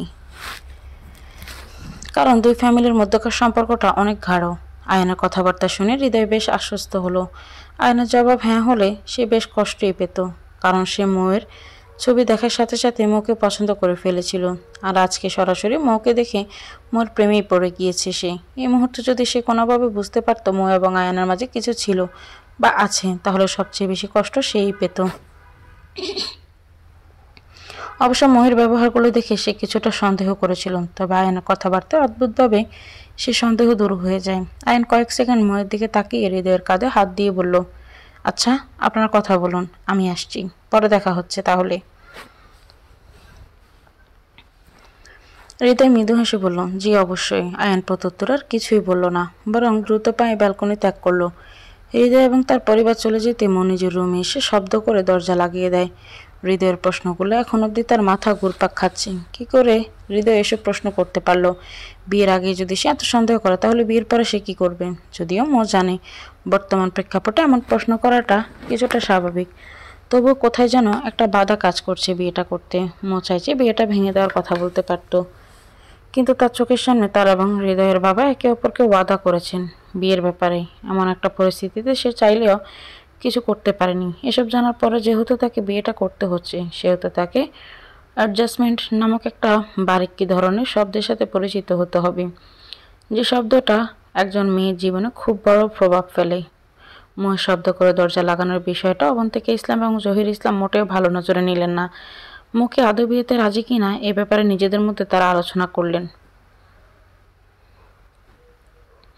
এর কিছুক্ষণ পরে তারা ময়ের রুমে গিয়ে ময়ের সাথে এ ব্যাপারে কথা বলে। মো তাদের সম্পূর্ণ ঘটনা খুলে বললে জহির ইসলাম বললেন, আমি এখন হৃদয়ের বাবার কাছে ওয়াদাবদ্ধ, চাইলে বিয়ে ভাঙা সম্ভব না, তোকে এটা সহ্য করে নিতেই হবে। হৃদয় জহির ইসলামের মুখের কথা কেড়ে নিয়ে অবন্তিকা ইসলামকে বললেন, যেহেতু সব দিক দিয়ে তুই আটকে পড়েছিস, সেহেতু বড় বিষয়টাকে নিতান্তই ছোট হিসেবে ধরে নিতে হবে। এছাড়া আর উপায় নেই মো। আল্লাহ তোর কপালে কি লিখে রেখেছেন তা একমাত্র আল্লাহই ভালো জানেন। এই বলে স্বামী স্ত্রী দুজনে মৌর রুম থেকে চলে যায়। এদিকে মৌ দাঁত চেপে বিছানায় চাদর খামচে ধরে কান্না করে দেয়। সামনের দিনগুলো তার জন্য কি নিয়ে আসছে তা সে জানে না, তবে মন বলছে কিছু একটা খারাপ হবে, সেই সাথে ভালো কিছুও হবে, এমনটাই ইশারা করছে। এখন শুধু অপেক্ষার প্রহর গোনা ছাড়া আর উপায় নেই তার কাছে। এশার আজান দিয়েছে কিছুক্ষণ আগেই। মন নামাজ পড়ে সকলের দৃষ্টি অগোচরে ছাদে এসে উপস্থিত হয়। এই মুহূর্তে একটু ঠান্ডা এবং সতেজ হওয়া উপভোগ করছে। নিজের মধ্যকার অশান্তি, উৎকণ্ঠা দম বন্ধ হয়ে আসার মতো পরিস্থিতি থেকে পরিত্রাণ পাবে সে। মো ক্লান্ত দৃষ্টি আকাশপানে ছেয়ে ছোট্ট করে একটা নিঃশ্বাস ছাড়লো। মাঝে মাঝে নিঃশ্বাস নেওয়াটাও কেমন যেন বোঝা মনে হয় তার কাছে। অবশ্য এমনটা গতদিন যাবৎ মনে হচ্ছে। পূর্বে এমন কিছুই তার মনে হতো না। তখন তো দুনিয়া কি অন্যরকম লাগতো তার কাছে। অথচ আজকে মো একদানে রাতের নিকষ কালো আকাশের দিকে চেয়ে আছে। যদিও এই মুহূর্তে শহুরে আলোর জন্য রাতের আকাশের খারাপ ভাব কিছুটা কমে মনে হচ্ছে, তবুও কেমন কালো আছে তা কি আদৌ কম? মোটেও না। কারোর জীবনে এমন কালো রঙের চেয়ে গেলেও তার সমাপ্তির পর্যায়ে পৌঁছে যায় বললেই চলে। যদিও বা অনেক ক্ষেত্রে এই কালো আকাশ পুরো সকালে সূর্যের দেখা মিলে, তবে তা কি সবার ক্ষেত্রে? উত্তর হলো না। মোর মনে এই মুহূর্তে একটা প্রশ্নই জেগে উঠছে, তার জীবনের আকাশে নিকষ কালো আধারে বেদ করে কি আদৌ কখনো সকালে সূর্য দেখা মিলবে? আদৌ কখনো সে সুখী হতে পারবে, নাকি সারা জীবনে কষ্টের বোঝা বয়ে বেড়াতে হবে? মো, তুই সত্যি হৃদয়কে বিয়ে করছিস? হঠাৎ আয়নের কণ্ঠস্বর শুনে মো চমকে উঠল। তড়াক করে রেলিংয়ের উপর হাতে হাত চড়িয়ে পেছনে এলো সে। কয়েক সেকেন্ড আয়নের দিকে তাকিয়ে থেকে সে চলে যেতে নিল, কিন্তু আয়ন পিছু হতে তার হাত চেপে ধরে বলল, এখন অন্তত কথা বলবো। আজ নিয়ে 3 দিন যাবত তোর সাথে কথা বলার চেষ্টা করে চলেছি, অথচ তুই আমাকে পাত্তাই দিচ্ছিস না। আয়নের কোনো কথায় কানে তুলল না মো। সে আয়নের হাতে নিজের হাত ছাড়িয়ে নেওয়ার জন্য তোড়জোড় করতে লাগলো, কিন্তু আয়নের শক্তির কাছে সে পেরে উঠল না। আয়ান মোয়ের দিকে 2 কদম এগিয়ে এসে কাতর গলায় বলল, মো প্লিজ আমার সাথে কথা বল। আমি কখনোই তোর সাথে অতটা খারাপ বিহেভ হয়তো করতাম না, কিন্তু সেদিন করে ফেলেছি, কারণ আমার মাথা প্রচণ্ড গরম ছিল তখন। ভালো মন্দ বিচার করার সময় ছিল না সেদিন, যা মুখে এসেছে বলে দিয়েছি। কিন্তু পরে ঠান্ডা মাথায় সেসব নিয়ে ভাবতেই বুঝলাম কত বড় ভুল করে ফেলেছি আমি। মো, আজ পর্যন্ত এমন হয়নি যে আমি তোকে সরি বলেছি, কিন্তু আজ বলছি, এটা আমার প্রথম ভুল ভেবে ক্ষমা করে দে মো। আয়ানকে অনেক কথাই বলতে মন চাইল মোয়ের, কিন্তু মনোব্রত নেওয়ার ব্যাপারটা মাথায় আসতে সে নিজেকে সামলে নিল। টু শব্দ করা ব্যতীতই সে সর্বশক্তি দিয়ে আয়ানকে ধাক্কা মেরে নিজের হাত ছাড়িয়ে নিয়ে ছাদ হতে নেমে এলো। নিরুপায় আয়ান ক্ষুব্ধ হয়ে ছাদের রেলিংয়ে একটা ঘুষি মারল। আয়ান বাসায় এসে নিজের রুমের ব্যালকনিতে উপস্থিত হলো। এখান থেকে ময়ের রুম এবং ব্যালকনি স্পষ্ট রূপে দেখা যায়। এই মুহূর্তে ময়ের রুমে লাইট জ্বালানো রয়েছে, ব্যালকনির দরজা বন্ধ রয়েছে এবং রুমের যে জানালা ব্যালকনিতে বের হয় সেটা জানালার পর দরজাটা টানানো। সবটাই বেশ ভালো করে পর্যবেক্ষণ করলো আয়ান। কিছুক্ষণ বাদেই নিজের এই কাজকে চমকে উঠল সে। বিড়বিড় করে বলল, আয়ান, তুই এমন কাজ করবি এটা কখনো চিন্তা করিনি। শেষমেশ কিনা ময়ের রুমে উপযোগী। আয়ান কিছুক্ষণ ময়ের রুমে এসে জানালার দিকে চেয়ে রইল। হঠাৎ মো এসে সেই জানালার পর্দা পুরোপুরি টাঙিয়ে দিয়ে গেল। আয়ানকে কিছুটা ভরকে উঠে নিজেকে প্রশ্ন করলো, এটা কি হলো? মো জানতো না আয়ান নিজের রুম থেকে তার রুমের দিকে তাকিয়ে আছে। সে স্বভাববশতই নিজের রুমের জানালার পর্দা টাঙিয়ে দিয়েছে। মো পর্দা টাঙিয়ে দিতে আয়ান হতাশ ভঙ্গিতে রুমে এসে উপস্থিত হলো। সে নিজেও বুঝতে পারল না ঠিক কী কারণে সে ব্যালকনিতে দাঁড়িয়ে মোয়ের রুমের দিকে তাকিয়েছিল। কিছুক্ষণ এ নিয়ে বাবির পর উত্তর না পেয়ে সে ক্লান্ত শরীর নিয়ে বিছানায় শুয়ে পড়ল। ছোট্ট একটা শ্বাস ফেলে চোখ বন্ধ করে আজকের সকল ঘটনা মনে মনে আওড়াতে লাগলো সে। হঠাৎ ময়ের সৌন্দর্য নিয়ে হৃদয়ের মায়ের কথাগুলো তার কানে বাজতে লাগলো। কিছুটা অবহেলা সুরে সে বলল, ময়ের মধ্যে এত কিসের সৌন্দর্য আছে? আমি তো এতদিনে কোনো সৌন্দর্য খুঁজে পাইনি। এই বলে সে চিন্তা করতে লাগলো ময়ের ছবিগুলো দেখবে কিনা। যে বাবা সেই কাজ। আইন দ্রুততার সহিত পকেট থেকে ফোন বের করে গ্যালারি ঘেঁটে ময়ের ছবি বের করলো। ময়ের হাতে গোনা কয়েকটা ছবি আছে তার ফোনে, এবং সবগুলো অহনা না হয় মাহাতাবের সাথে তোলা। সেসব ছবির মধ্যেই একটা ছবি সে বের করলো। গত বছর শীতে আয়ানদের বাড়ির ছাদে 2 পরিবার মিলে ছোটখাটো একটা বারবিকিউ পার্টির আয়োজন করেছিল। সেখানেই মো হালকা মিষ্টি রঙের একটা 3 পিস পরে এসেছিল। যদিও রাতের বেলায় ছাদে রাখা হলদে বাতির আলোয় সেই মিষ্টি রং আর মিষ্টি রং রইল না, বরং হলদে মিষ্টি রঙের মিশ্রণে অদ্ভুত এক রং তৈরি হলো। ছবিতে অহনা এবং মো পাশাপাশি দাঁড়িয়ে আছে। আয়ান মোয়ের চেহারার দিকে জুম করে দেখতে লাগলো। মোহের চেহারার রং উজ্জ্বল শ্যামলা। আয়ান তা জানে, তবে এই ছবিতে মো চোখ মুখে হালকা হলুদ রঙের ছটা পড়েছে। হরিণীর মতো টানা টানা চোখ জোড়া আর মোয়ের ঠোঁটের কোণে লেপ্টে থাকা সেই মিষ্টি হাসিটা আয়ানকে জোরালোভাবে আকর্ষণ করছে। এর আগে সে কখনোই মোয়ের চেহারা, হাসি এর দিকে দৃষ্টিপাত করেনি, অথচ আজ ফোনে সেই মোয়ের ছবি ঘেঁটে দেখছে সে। অদ্ভুত ঠেকছে সবকিছু তার কাছে। এই মুহূর্তে আশ্চর্যজনকভাবে মোয়ের রূপে বর্ণনা দিতে মন চাইছে আয়ানের। একদম গল্প উপন্যাসে একজন প্রেমিক পুরুষ তার প্রেয়সীর রূপের বর্ণনা যেভাবে দেয় সেভাবেই। আর নিজেই নিজের এই কাণ্ডে হতবাক হয়ে রইল। বিড়বিড় করে বলতে লাগলো, সরি বলা আমাকে এত চেঞ্জ করে দিল। দিস ইনসিডেন্ট ঘটনা hot me for rest for my life. আগামী পরশুদিন মোয়ের হলুদ এবং বিয়ের উপলক্ষে মোয়ের কাছের বান্ধবী এবং চেনা পরিচিত প্রায় সকল আত্মীয় স্বজনকে দাওয়াত দেওয়া হয়েছে। আজ সকাল হতে এক এক করে মোয়ের খালা, মামা, চাচা, ফুফুর আসতে শুরু করেছে। জহির ইসলাম পুরো বাড়ি এখন উৎসবমুখর পরিবেশে রূপান্তরিত হয়েছে। বিয়ের পাত্রী হিসেবে আজকে মোয়ের উপস্থিত হওয়ার কথা থাকলেও ভার্সিটি জরুরি ক্লাস পড়ায় তাকে ভার্সিটিতে যেতে হয়েছে। অবশ্য অন্যান্য পাত্রীদের মতো তার বিয়ে নিয়ে কোনো মাথা ব্যথা নেই, কিন্তু তার বাবা জহির ইসলামের এ নিয়ে বেশ মাথা ব্যথা। একমাত্র আদরের মেয়েকে বিয়ে দিবেন আর বড়সড় অনুষ্ঠান হবে না, এটা তো হতে দেওয়া যায় না। এজন্য জহির ইসলাম নিজের সামর্থ্য অনুযায়ী সকল সাজ সরঞ্জাম করেছেন। মো এবং অহনা ক্লাস শেষ করে ক্যান্টিনে এসে বসলো। প্রচণ্ড গরমে অতিষ্ঠ তারা। মাথার উপর দিয়ে ঘূর্ণনরত ফ্যানটা বাতাস তাদের কাছে যথেষ্ট মনে হচ্ছে না। এই জন্য অহনা ব্যাগ থেকে একটা শক্তপোক্ত খাতা বের করে হাত পাখার মতো বাতাস নিতে থাকে। হঠাৎ অহনার পিছন থেকে তাদের ক্লাসের এক মেয়ে এসে কানে কানে ফিসফিস করে বলল, তোমাকে এখনই ফাহাদ ভাইয়া ডাকছে। ফাহাদ ভার্সিটির শেষ বর্ষের ছাত্র, তবে একজন ছাত্রের চেয়ে নিজেকে নেতা হিসেবে সবার কাছে পরিচয় দিতে স্বাচ্ছন্দ্য বোধ করে সে।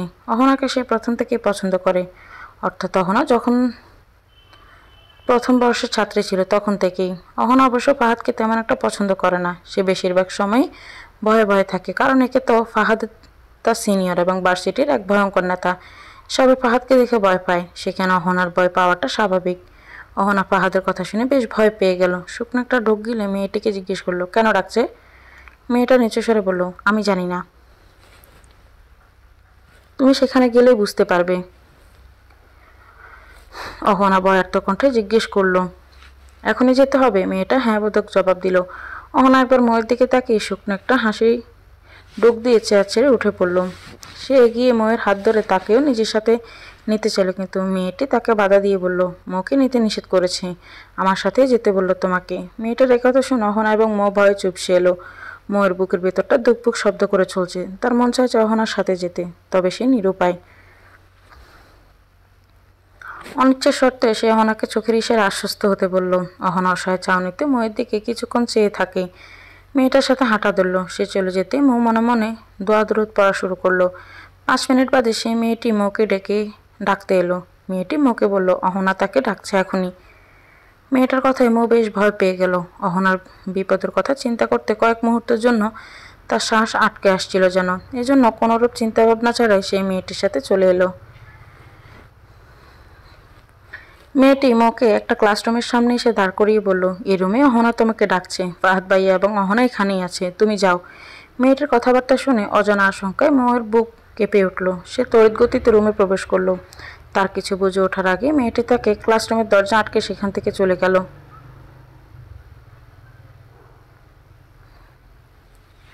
ঘটনার আকস্মিকতায় মৌ থাওয়া বনে গেল। সামনের দিকে তাকিয়ে কাউকে না দেখতে পেয়ে সে জোরে জোরে দরজা ধাক্কাতে লাগলো।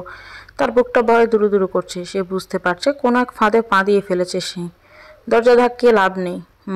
হঠাৎ পেছন থেকে আয়ানের কণ্ঠ শুনে চমকে উঠল মৌ। চট করে পেছনে ঘুরতে আয়ানকে দেখতে পেল সে। তার মুখ দিয়ে অস্পষ্ট স্বরে বেরিয়ে এলো, আয়ান ভাইয়া, আপনি এখানে?